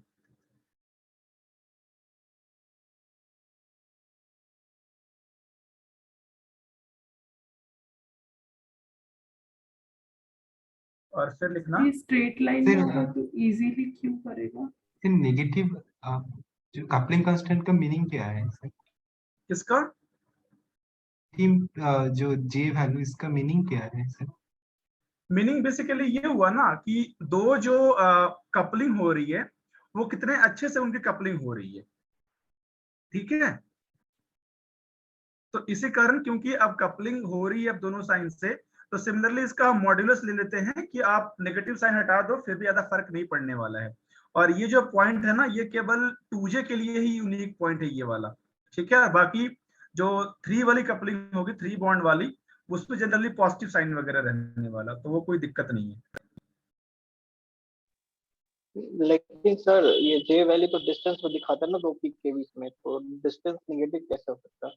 तो इसी के लिए यहाँ पर ये पॉजिटिव साइन किया गया, क्योंकि सिंपली यहाँ पर ये डिस्टेंस को ही शो कर रहा है ना। ये वाला जो पॉइंट सर है, ये जे वैल्यू एक्सपेरिमेंटली नेगेटिव आता है। हाँ, जे वैल्यू जेमिनल एक्सपेरिमेंटली के लिए। नेगेटिव। और ये वाला जो पॉइंट है ना, ये जनरली जो मेन बुक है ना कल्सी वगैरह, उसमें ये पॉइंट मेंशन नहीं रहेगा, और उसमें क्या रहेगा कि सारे जो जे वैल्यूज है ना पॉजिटिव में लिखा रहेगा। बट ये वाली एक कोई रिसर्च वाली बुक है, ये पोस्ट ग्रेजुएट वाली, उससे मैंने देखा कि भाई इन जनरल ना नेगेटिव साइन होता है और वो केवल 2J कपलिंग के लिए होता है। बट हम शो करेंगे सब के सब पॉजिटिव ही, क्योंकि डिस्टेंस है तो यार पॉजिटिव ही रहेगा हमेशा, वो तो लॉजिकल सी बात है वो। सर ये H और H भी जब स्ट्रेट लाइन में होंगे तब हाँ, ये इजी क्यों होगा उनके लिए? ये अभी आगे आने वाला है, ये भी कैसे इजी होगा ना वो भी आगे आने वाला है। एक सेकंड रुक जाओ कभी, पहले आप केवल ये वाला फैक्टर लिखो कि भाई how it is affected by electron density. तो इलेक्ट्रॉन डेंसिटी वाला फैक्टर कैसे इफेक्ट कर रहा है, अगले बारी में आएंगे हम बॉन्ड एंगल वाले पे फैक्टर पे।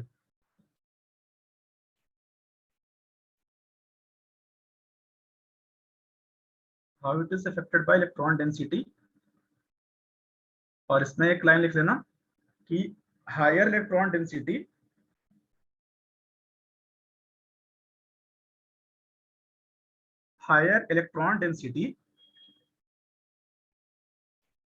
less electronegativity, higher electron density less electronegativity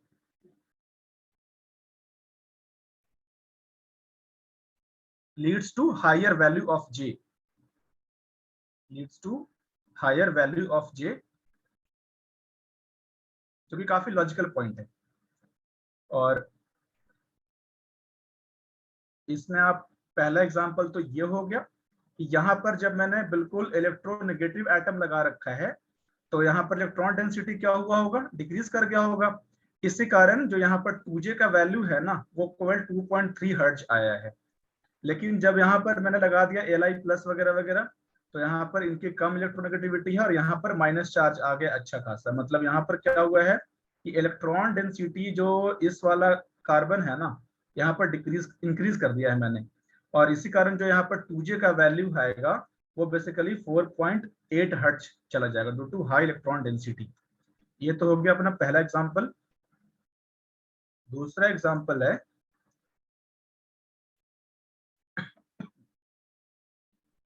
कि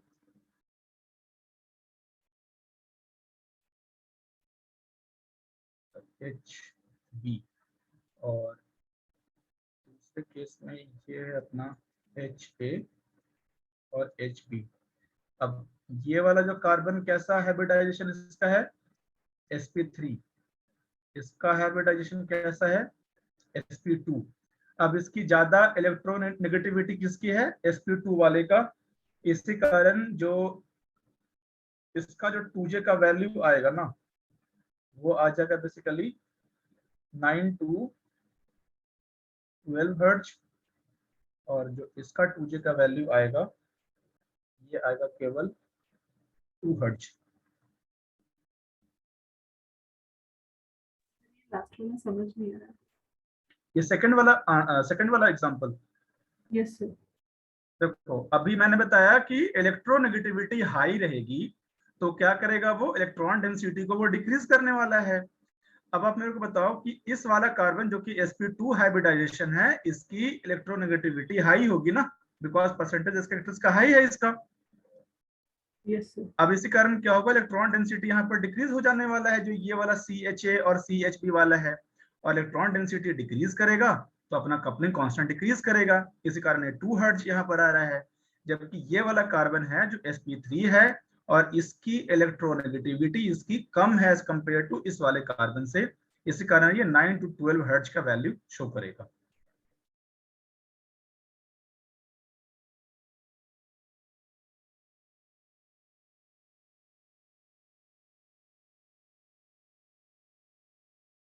यहीं से आप एक और ऑर्डर ऐसे लिख सकते हो 10 2J sp3 is greater than 2J sp2 और 2J sp। In fact 2J sp तो होगा ही नहीं ना, क्योंकि एक ही प्रोटॉन तो अवेलेबल है मेरे पास sp अगर हाइब्रिडाइजेशन है तो।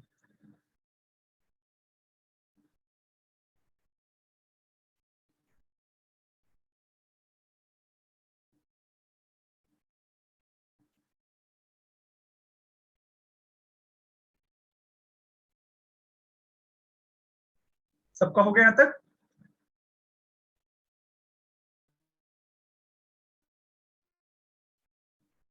अब लिखो how 2J is affected by bond angle। how 2J is affected by bond angle।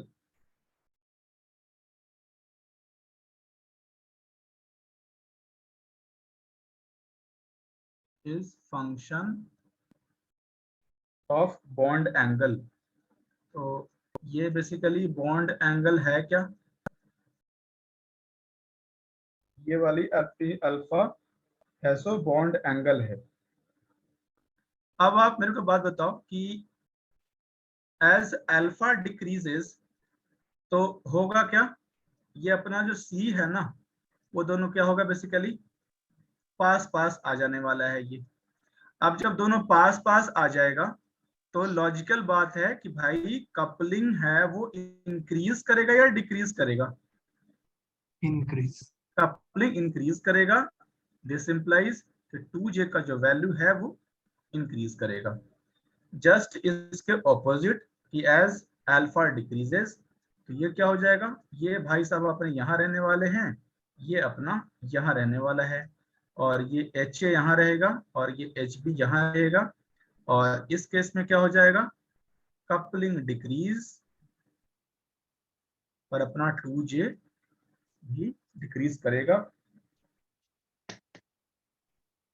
Increase था मतलब सेकंड पॉइंट पे, हाँ ऐसा अल्फा तो इंक्रीज आपने हुआ। अल्फा डिक्रीज लिखा हुआ है। अच्छा हाँ, अल्फा इंक्रीज कर दो इसको।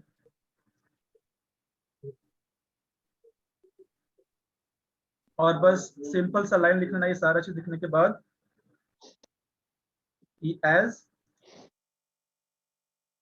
एज थीटा या फिर अल्फा कुछ भी लिख दो, as theta decrease two protons come closure,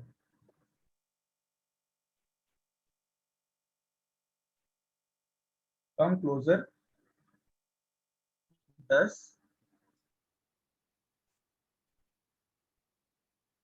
interaction increases, thus Uj value increases.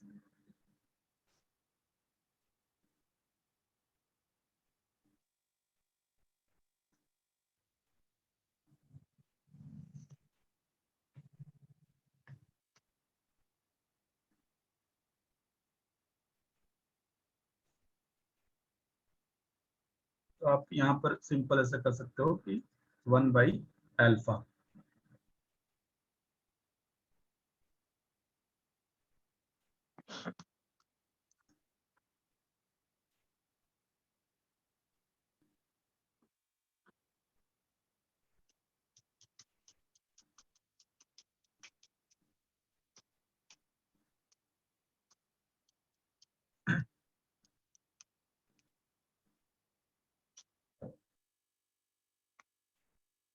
हो गया था सबका? Yes sir. अब इसके बाद एक क्वेश्चन लिखो,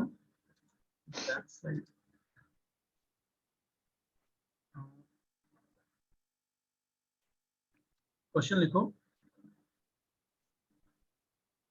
arrange following compounds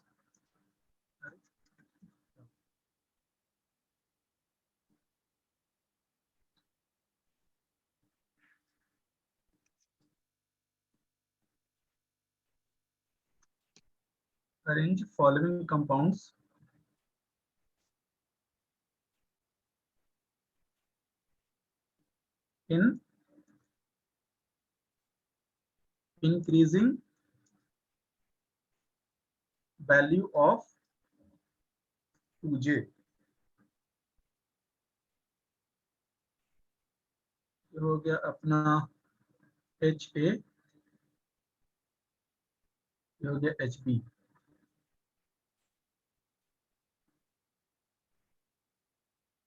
HA HB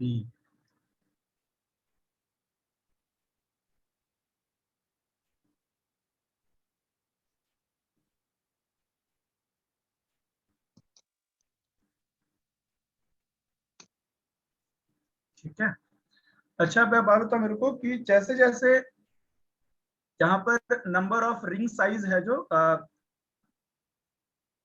ring size जब इंक्रीज कर रहा है तो यहाँ पर जो अल्फा है,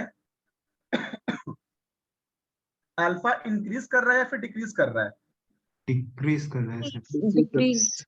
अल्फा डिक्रीज कर रहा है बिकॉज जो ये वाला मेरा एंगल है ना, ये इंक्रीज कर रहा है भाई। ये देखो तो ऑब्वियस सी बात है कि ये अपना जो ये है ना CH, ये वाला हमेशा डिक्रीज करते जाएगा। इसी कारण एज अल्फा डिक्रीज, दस ये जो 2J का वैल्यू है ना डिक्रीज होती है। इंक्रीज करेगा ना, जस्ट उल्टा हो जाएगा ना, हाँ Yes, इंक्रीज sir. हो जाएगा। इंक्रीज हो जाएगा। ठीक है, वैल्यू आपको याद तो नहीं करने हैं बट स्टिल आप यहाँ पर जस्ट फॉर रेफरेंस आप लिख दो, ये 4 हर्ट्ज होता है, ये वाला 9 हर्ट्ज होगा,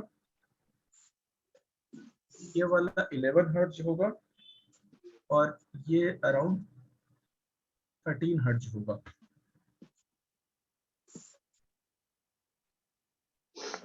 और इनफैक्ट इसके बाद एक मैंने बताया ना कि हर एक कंक्लूजन लाइन भी लिख सकते हो, मतलब किसी भी क्वेश्चन के अंदर में, तो सेम चीज को आप रिपीट कर दो कि 10 या फिर देयरफॉर करके। ये स्टाइलस को क्या होता है बार बार?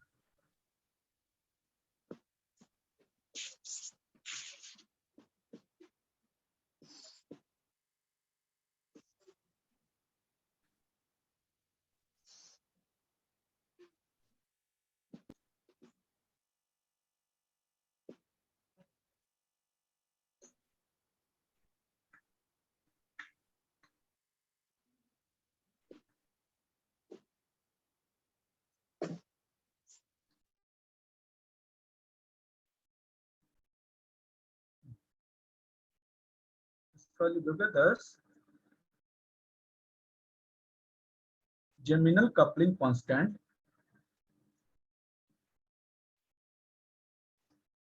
can be used to determine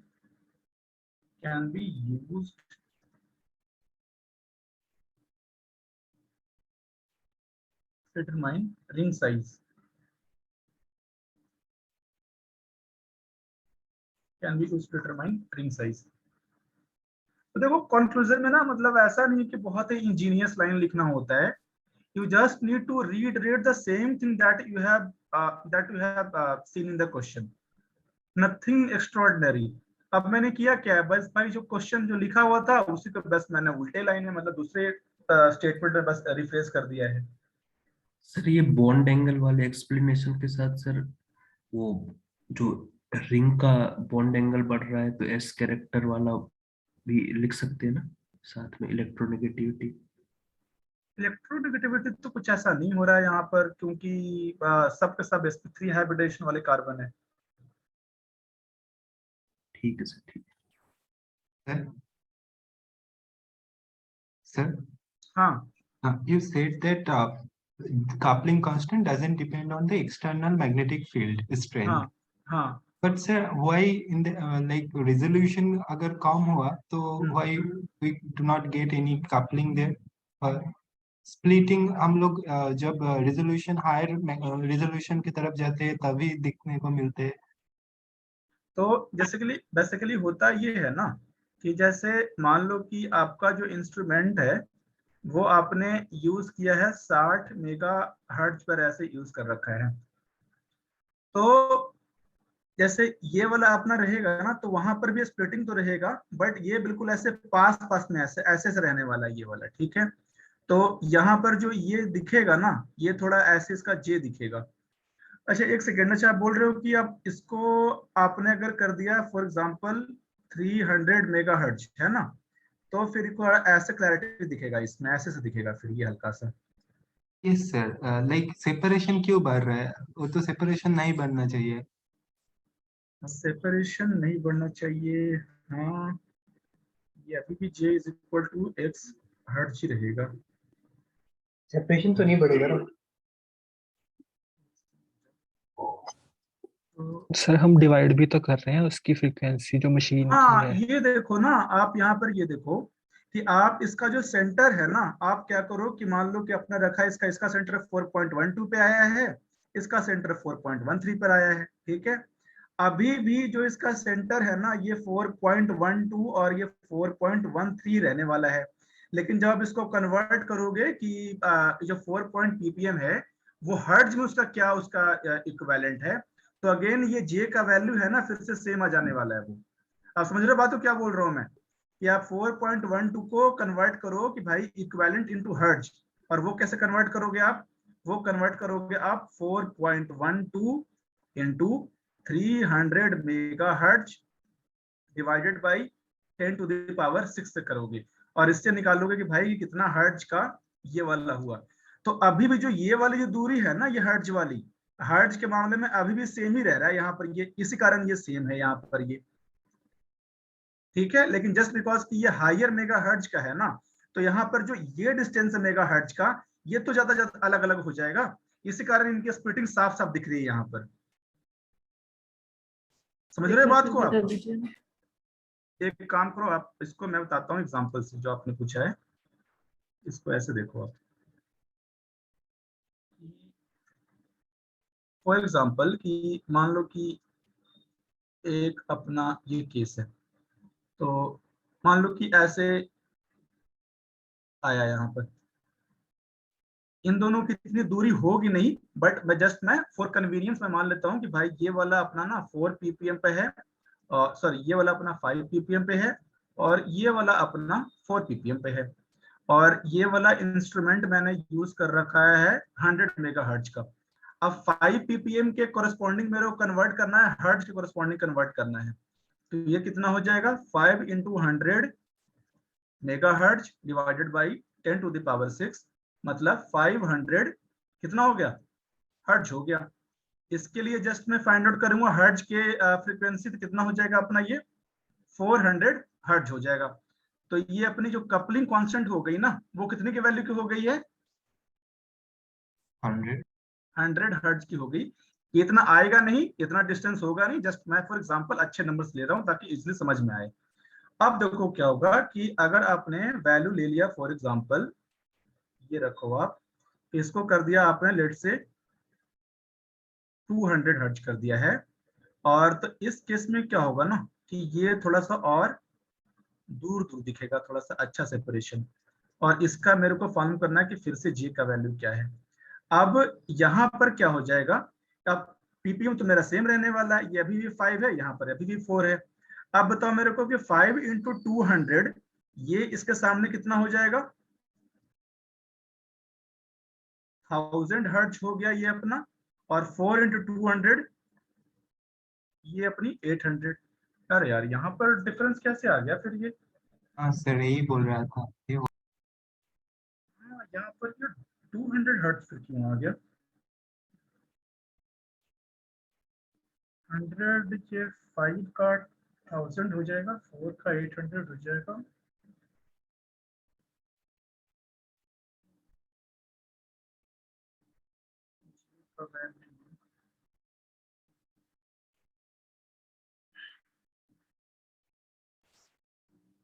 कर दिया, ठीक है। ये डिफरेंस अपना 6 हो गया, 100 हो। 5 इंटू 200 ये अपना 1000 हो जाएगा, 4 इंटू 800 हो जाएगा 1000। और ये तो डाउटफुल लग रहा है, ये तो देखने वाली बात है। एक सेकंड, इसको मैं लिख लेता हूँ अपने नोटबुक में।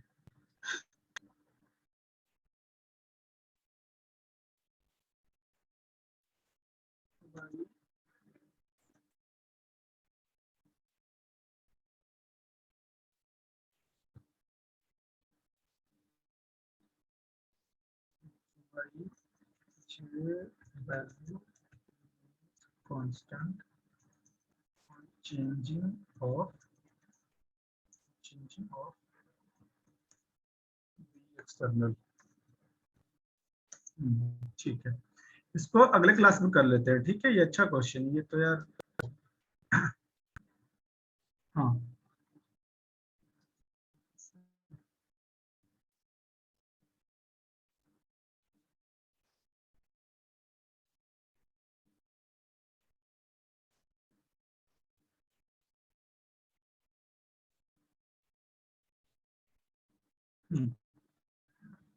तो चलो ठीक है, इसको अगले क्लास में कर लेंगे, ठीक है। बाकी सबका यहाँ तक हो गया है ना?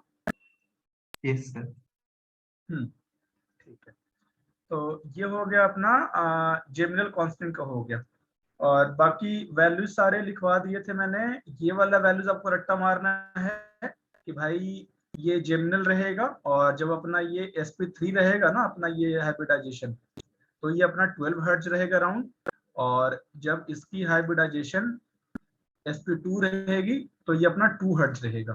तो ये आप रट्टा लगा लेना, बाकी ये वाला रट्टा नहीं लगाना है आपको, ये जस्ट फॉर क्वेश्चन है ये वाला। तो ये हो गया।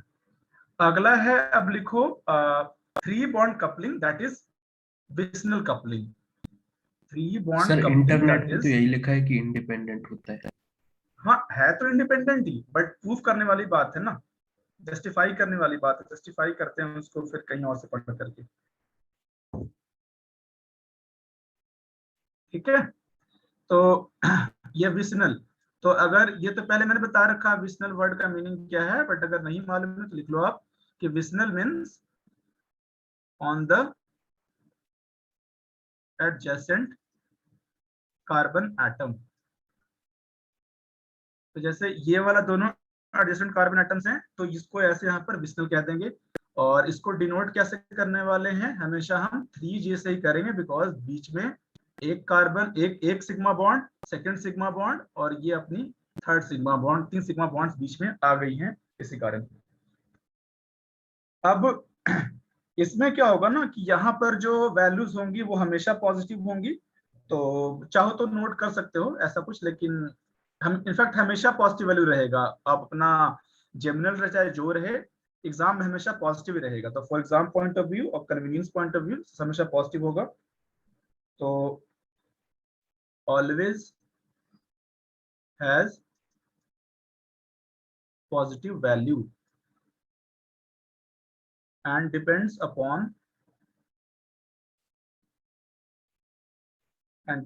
upon पहला है factor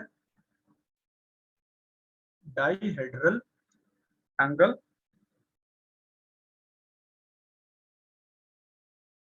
carbon carbon bond length,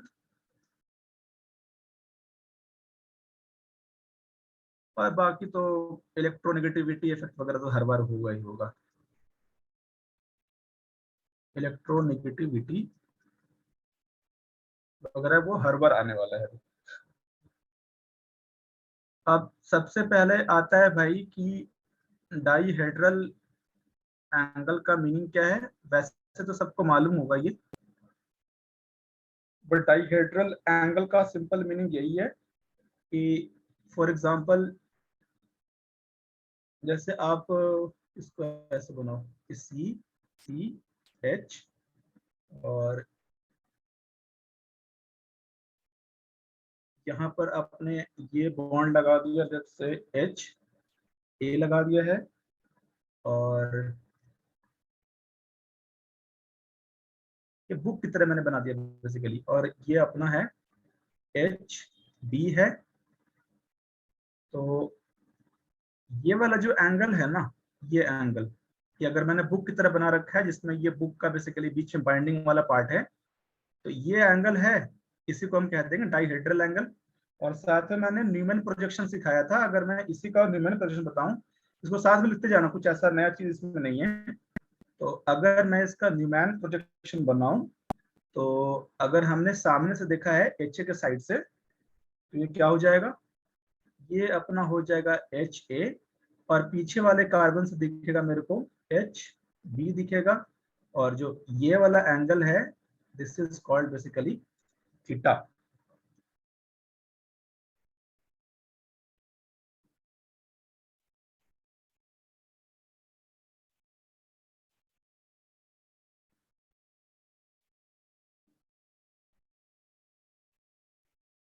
अब इसमें सबसे पहली बात तो ये लिखो कि 3J is maximum when 3J value is maximum at theta is equal to 0 and 180.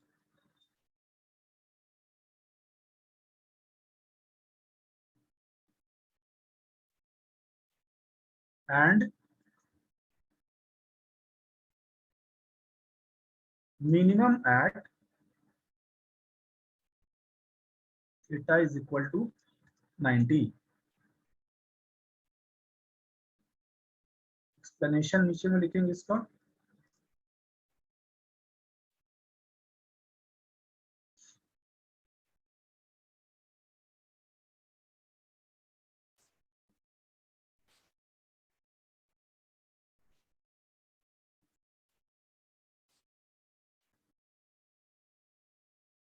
तो एक्सप्लेनेशन में आप ये लिखो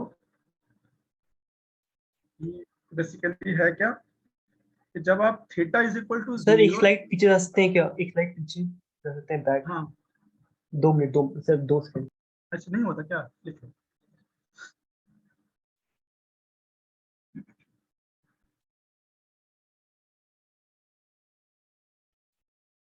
ओके सर, ओके सर।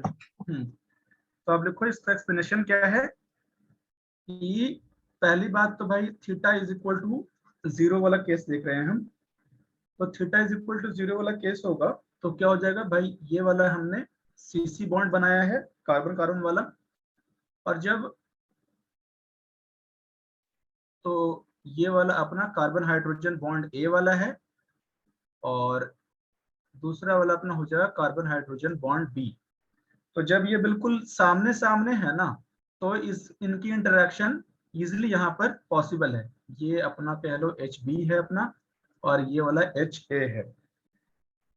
तो इसमें ये लिख देना आप कि भाई side side overlapping, side side overlapping of CHA and CHB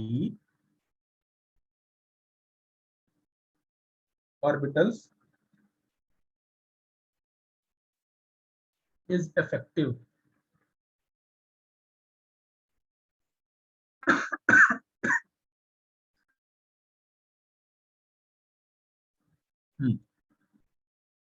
ये हो गया अपना थीटा इज इक्वल टू 0 वाला case, theta is equal to 180 का केस में क्या होगा, फिर से आप ये CC बॉन्ड बनाओ और ये वाला आपने बना दिया HP और दूसरा बना दो आप HA। जस्ट ये 180 वाला एंगल है।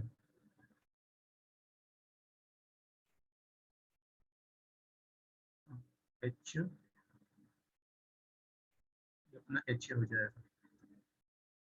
तो फिर से यहाँ पर जो ओवरलैपिंग है ना, ओवरलैपिंग बेसिकली हो जाएगा अपना ऐसे।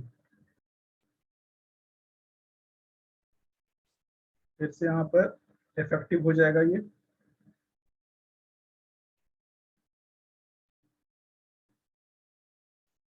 at 180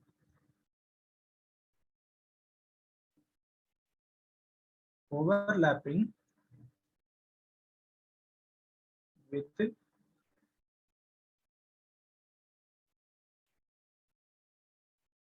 back lobes of orbitals occurs। और अगला कर देना आप theta is equal to 90 degree case. 90 degree case में क्या हो जाएगा,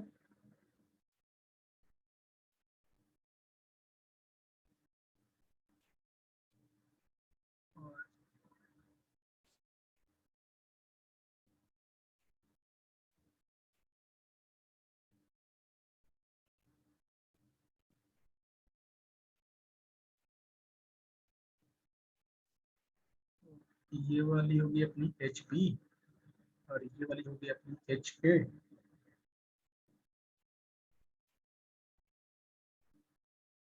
इस केस में क्या है कि at 90 degree little or no interaction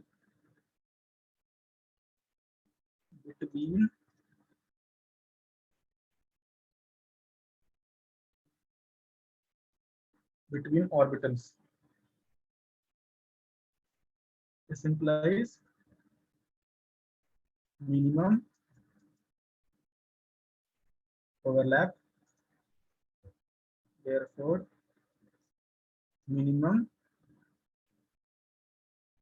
3J value।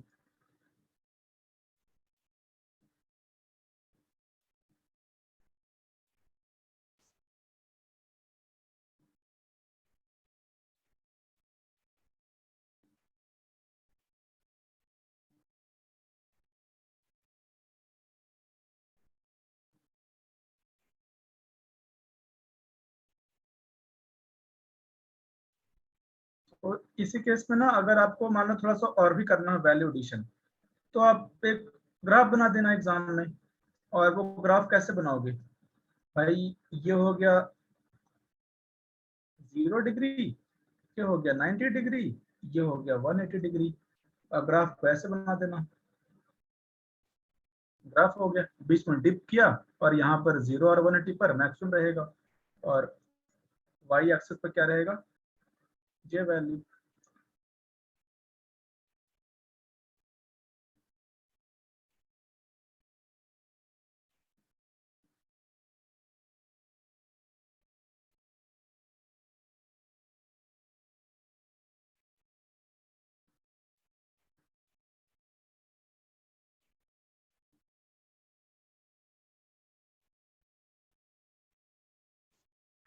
यहाँ तक हो गया सबका?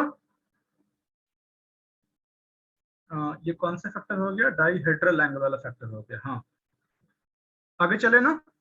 Yes sir. वो पीछे वाली स्लाइड का एग्जांपल नोट करना है। ये वाला? Yes sir. ये वाला भी आगे आएगा, एक सेकंड रुक जाओ, इसको अभी आगे आने वाला ये फिर से वापस। तो ये वाला अपना हो गया डाइहेड्रल एंगल वाला फंडा हो गया। दूसरा चीज होता है कि अब ये सेम केस ना ओलेफिनिक वाले केस में रहेगा, तो ये कैसे रहने वाला है। तो अब आप यहाँ पर ये बताओ कि जैसे अगर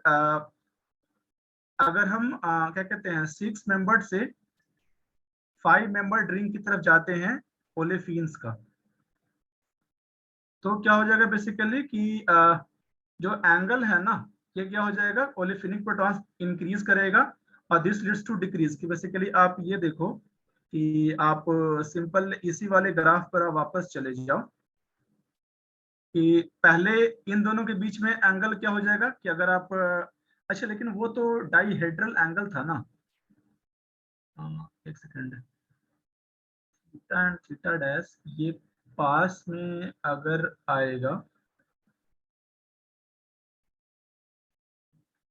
हाँ ठीक है ना। अब आप ये देखो कि ये वाला जो एंगल है ये अपना थीटा और थीटा डैश, ये थीटा डैश थीटा डैश। तो जब अपन 6 से 5 मेंबर जाएंगे तो ये थीटा क्या करेगा, डिक्रीज करेगा या फिर इंक्रीज करेगा? थीटा तो इंक्रीज करेगा ना। ये थीटा अगर इंक्रीज करेगा तो जो जे वैल्यू है वो डिक्रीज करेगा। ये तो हमने पहले ही देख लिया था इस चीज को। और आपका यही इसमें एग्जांपल है कि इसमें क्या है, देखो यहाँ पर कितना दूर दूर यहाँ पर है।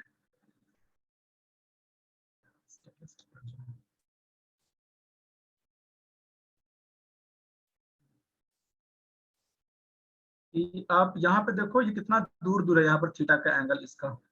और जैसे जैसे आप यहाँ पर आप जा रहे हो और ये 3 मेंबर से 4 मेंबर जा रहे हो, 5 मेंबर 6 मेंबर जा रहे हो, तो यहाँ पर जो जे का कपलिंग कांस्टेंट है ना, ये भी कहीं ना कहीं इंक्रीज करते जा रहा है।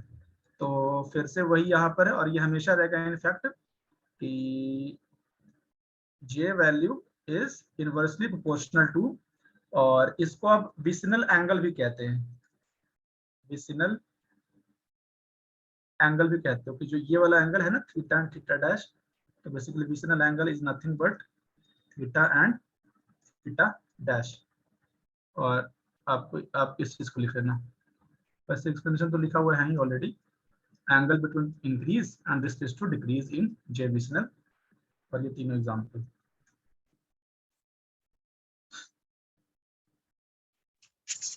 सर रिंग साइज अगर मतलब बढ़ रहा है तो ये थीटा इंक्रीज होगा कि डिक्रीज, ये वाला?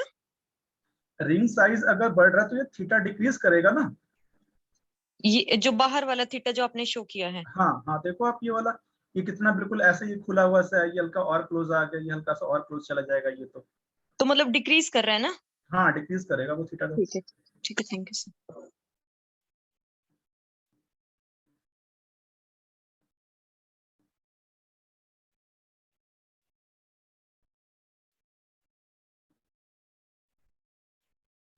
बाहर वाला थीटा से आप बात कर सकते हो या फिर अंदर वाला अल्फा से बात कर सकते हो। आप इसको आप अल्फा मान लो, इसको आप अल्फा मान लो।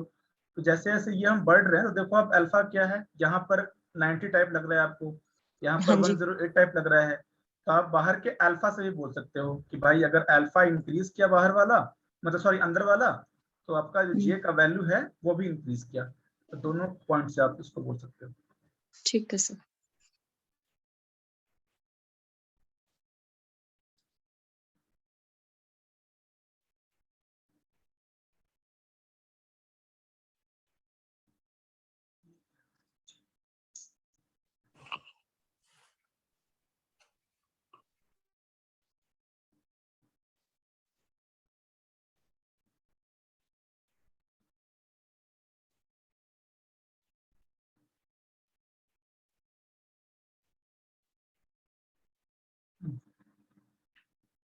हो गया आप सबका?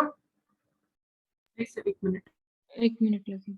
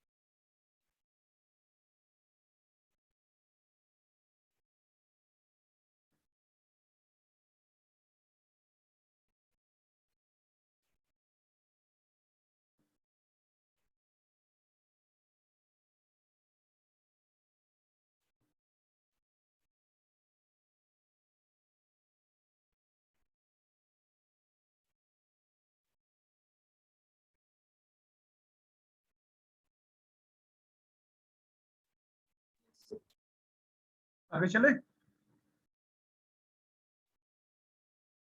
Yes sir. अब यहाँ तक हो गया अपना, हाँ यहाँ तक हो गया अपना विशनल कपलिंग हो गया। अब थर्ड लिखो लॉन्ग रेंज कपलिंग, और इसके बाद आप एक लाइन लिखो लॉन्ग रेंज कपलिंग में कि appreciable ये सी है, appreciable value of j, appreciable value of j, appreciable value of j is observed generally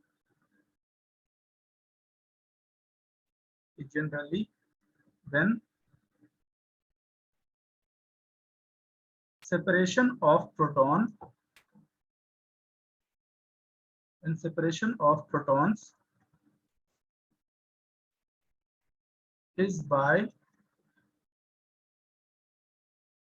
up to 3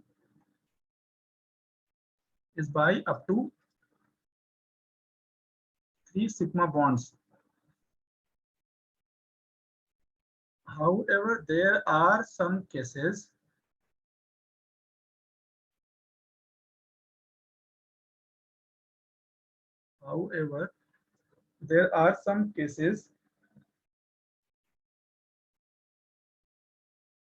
such as olefins, acetylenes, aromatic compound, etc.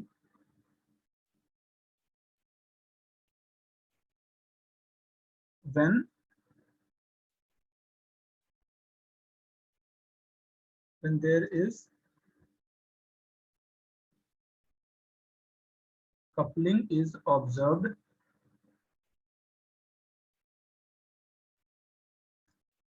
in significant amount.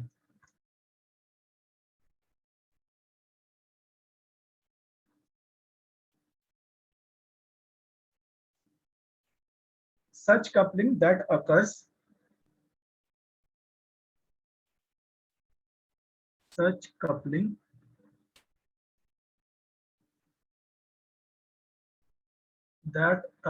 beyond 3 carbons, that occurs beyond 3 bonds, are called long range coupling.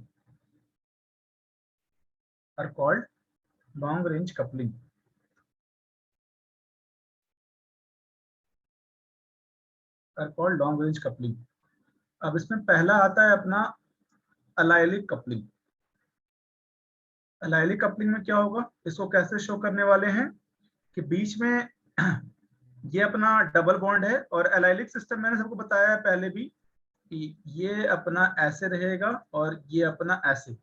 तो ये carbon और ये carbon जो relation है ना, basically ये allylic है। तो अपना ये जो कार्बन है ना, दिस इज एलाइलिक कार्बन हो गया अपना ये। तो यहाँ पर जो लगा रहेगा हाइड्रोजन और जो यहाँ पर लगा रहेगा हाइड्रोजन, इनके बीच में जो कपलिंग होगी that is called allylic coupling. अब इनमें कितनी की दूरी है सिग्मा बॉन्ड्स की, 1 2 3 4। इसी कारण इसको हम शो कैसे करने वाले हैं, 4J से, और उसका जो वैल्यू होता है वो इन जनरल 1 to 3 हर्ट्ज ही रहेगा।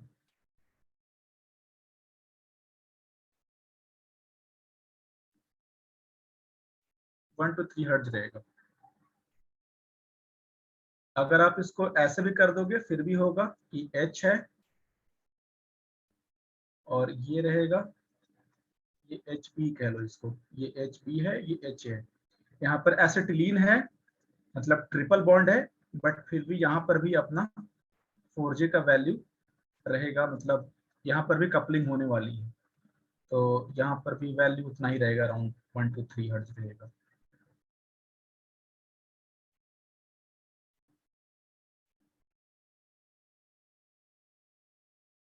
इसके बाद सेकेंड आता है दैट इज कॉल्ड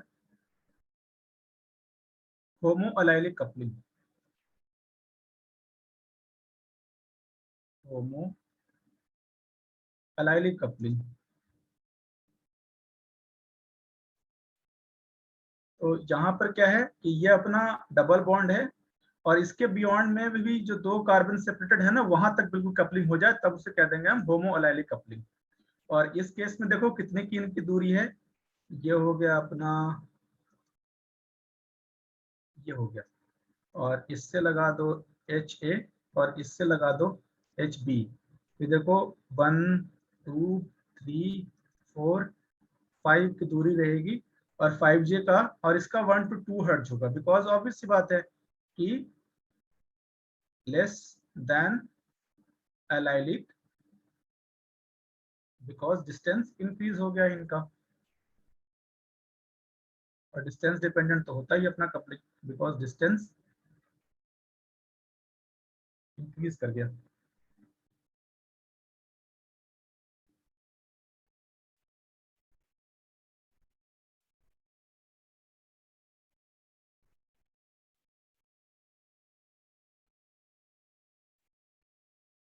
हो गया।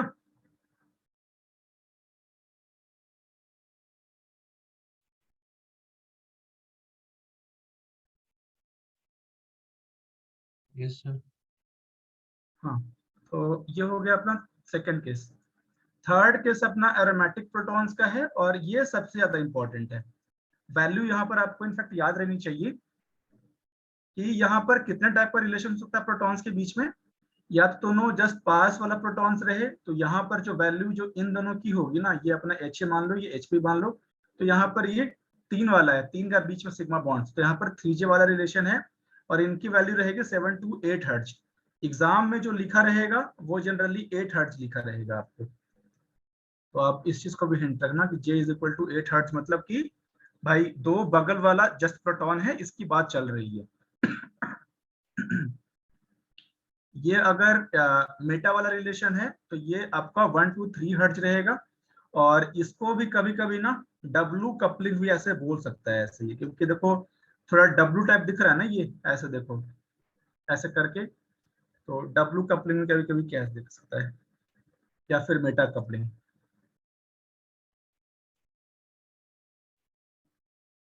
इसका वैल्यू नहीं रहेगा एग्जाम में, बट ये जस्ट फॉर थियोरेटिकल क्वेश्चन है कि इनकेस अगर मतलब कभी ऐसा थ्योरी वाला क्वेश्चन आ गया।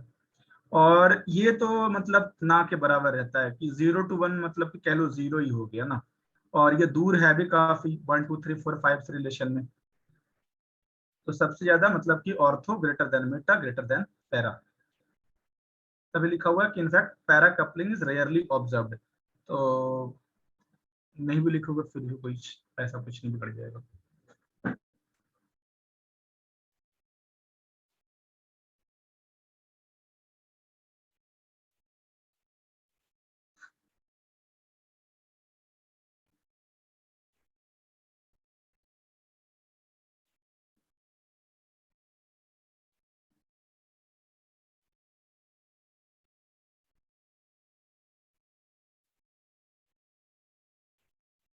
यहाँ पर चाहो तो ऐसे एक क्वेश्चन कर सकते हो कि मान लो कि एस पे रखा है, ये अपना है, और इस पर ना ring has to substituent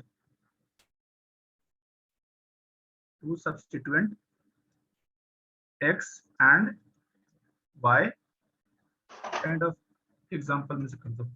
ring has 2 substituents x and y, और फिर इसमें लिख लेना कि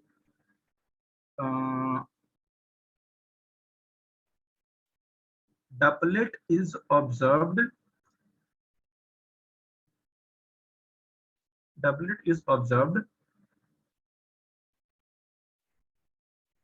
for all the peaks, या फिर इसको ऐसे करना, रिंग हैज 2 substituents, दोनों x and x ही कर दो तो और थोड़ा इजी हो जाएगा। फिर क्वेश्चंस करेंगे अलग अलग सब लोग प्रीवियस ईयर में। WT is observed for all the peaks. नहीं फिर तो इक्वल ही हो गया ना यार। अच्छा एक्स एंड वाई रहने दो, एक्स एंड वाई इसको, नहीं तो फिर तो पीक ही नहीं आएगा ना, फिर तो पीक ही रहेगा फिर तो ये आपको हो गया। और साथ में इसने बोल दिया कि जे वैल्यू ऑफ 8 हर्ट्ज दिया हुआ है। तो कह रहा है कि भाई सारे पीक्स के लिए ना डबलेट ही ऑब्जर्व करा हुआ है। मतलब इसका मतलब क्या हुआ कि for every H there is only one adjacent hydrogen। तो इस केस मतलब क्या है कि बस एक ही पॉसिबिलिटी मेरे पास पॉसिबल है ना, कि जब अपना ये x यहाँ लगा रहे और ये अपना y यहाँ लगा रहे, तभी तो यहाँ पर ये वाले h के पास में केवल ये वाला h हो जाएगा, ये वाले h के लिए ये h भी हो जाएगा और hp के लिए ha हो जाएगा। सिमिलरली जस्ट इसके ऑपोजिट ये अपना HA हो जाएगा और ये अपना HP हो जाएगा। तो बस यही कंपाउंड मेरे पास पॉसिबल है।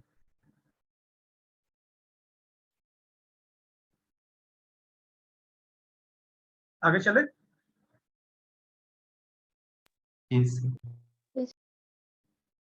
अब आ गए हैं last slide of our chapter NMR, इसके बाद NMR खलास। तो ये क्वेश्चन जैसे प्रोटॉन और हेटेरो एटम के लिए है, साथ में इसको लिखते हुए चलो। पहले ही मैंने बताया था कि जो अपना अल्कोहल वाला RCH2H, ये अपना जो अल्कोहल वाला प्रोटॉन है, ये बेसिकली एक्सचेंजेबल होता है विद ड्यूटेरियम। तो this is exchangeable with D2O। अब इसी चीज को ना ये यूज करते हैं NMR में, और उससे मालूम कर लेते हैं कि भाई कितने पीक्स वगैरह हट रहे हैं या कितने बढ़ रहे हैं। उससे हम मालूम कर लेते हैं कि भाई कितने नंबर ऑफ हाइड्रोजन्स हैं जो कि हेटेरो एटम से लगे हुए हैं। फॉर एग्जांपल अगर ये सेम चीज यहाँ पर ये इसके लिए कर लेता कि भाई अगर 2 हाइड्रोजन्स अगर लगे हुए हैं हेटेरो एटम से, तो 2 पीक्स का इंक्रीज या डिक्रीज हो सकता है। तो यहाँ पर ये यही लिखा हुआ है कि इससे हम मालूम कर लेते हैं बेसिकली कितने नंबर ऑफ है। तो आप ये देखो कि CH3OH अगर केवल मेरे पास सैंपल में है, केवल CH3OH है, तो बेसिकली है क्या कि भाई ये वाला अपना प्रोटॉन नंबर A होने वाला है, CH3 वाला, और इसमें अपना दूसरा वाला अपना प्रोटॉन नंबर B होने वाला है OH वाला। अब इसमें बताओ मेरे को ज्यादा डाउनफील्ड कौन होगा, CH3 वाला प्रोटॉन या फिर OH वाला प्रोटॉन? OH वाला। OH वाला प्रोटॉन, बिकॉज ये ज्यादा अपना डी शील्डेड है। और अच्छा सर ने इधर को बना दिया है, अच्छा लेकिन बनाना चाहिए ऐसे, ठीक है, आपको ऐसे बनाना चाहिए, मतलब लेफ्ट फ्लैट बनाना चाहिए आपको इस तरीके से, क्योंकि स्टैंडर्ड बुक्स में ऐसे ही बनाए रखता है आपको। तो आप OH वाले का अभी बताओ कि OH वाले का क्या बनेगा अगर उसके बगल में 3 प्रोटॉन्स है तो क्वार्टेट बनेगा। तो इस तरीके से मैं क्वार्टेट को ऐसे में बना दूंगा कि ये 1:1:1 1:2:1 के रेशियो में, और साथ में अगर आप लिख भी देते हो ना ये वैल्यूज तो ज्यादा अच्छा हो जाता है। फिर ये 1:2:2:1 के वैल्यू में, और फिर अपना ये हो गया। अब ये जो HA वाला प्रोटॉन है उसका क्या बनेगा अपना डबलेट बनने वाला है, और ये इस तरीके से ये हो गया, और ये वाला हो गया अपना OH वाला प्रोटॉन, और ये वाला हो गया अपना CH3 वाला प्रोटॉन। लेकिन जैसे जैसे इसमें 3:3:1 आएगा। हाँ 1:3:3, ठीक है, ये 3 हो गया ये वाला, ठीक है। अब आप क्या करो, लेकिन अब आप इसमें डाल दो D2। अब आपने D2 डाल दिया है तो बेसिकली फिर क्या बन जाएगा, RCH2OD बन जाएगा ना, या फिर अगर इस केस में मैं बात करूं तो CH3OD बन जाएगा। तो यहाँ पर तो भाई अपना चला गया HNMR, और हम DNMR नहीं कर रहे हैं, हम लोग HNMR कर रहे हैं। तो यहाँ पर क्या हो जाएगा, केवल मेरे पास एक ही सिग्नल मिल जाएगा जो कि CH3 वाले के कारण होने वाला है, ठीक है। और इस तरीके से हम लोग मालूम कर लेंगे that given compound is having only one hydrogen that is bonded to hetero atom। तो फिर बस नीचे में कहानी यही सब पूरी लिखी हुई है कि proton on hetero atom has a property of exchange reaction, क्योंकि भाई यहाँ ये मेरा एसिडिक हाइड्रोजन होता है, तो exchange of proton takes place between two molecules, that's why they appear as broadband and sometimes they do not appear in NMR spectra। और बाकी पूरी कहानी आप इसको मैंने समझा दिया यहाँ से सबके सब, और कि कैसे ये सिग्नल्स अपीयर हो रहे हैं और डिसअपीयर हो रहे हैं, और इससे मालूम कर लेंगे कि कितने नंबर ऑफ एक्सचेंजेबल हाइड्रोजन्स हैं। तो एग्जाम में ऐसे लिखा रहेगा कि there is one hydrogen that is exchangeable, तो आप समझ जाओगे कि भाई वहां पर ना अल्कोहल का फंक्शनल ग्रुप है, तभी वो एक्सचेंजेबल है। अगर 2 हाइड्रोजन लिखा हुआ है तो पक्का फिर वो NH2 वाला केस है, इसी कारण वो एक्सचेंजेबल है। तो ये वाला स्लाइड्स मैं शेयर कर दूंगा, और फिर आप यहाँ से नोट्स बना। देखो यहाँ पे लिखा हुआ है ना कि number of signals disappearing in presence of D2O is equal to number of protons on heteroatom. तो ये पूरी की पूरी इसकी समरी लाइन है, जो कि आप नोट कर लोगे क्लास के बाद इसको अपने नोट्स में। किसी को डाउट इसमें कुछ?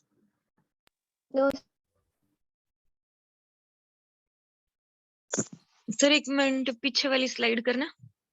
हाँ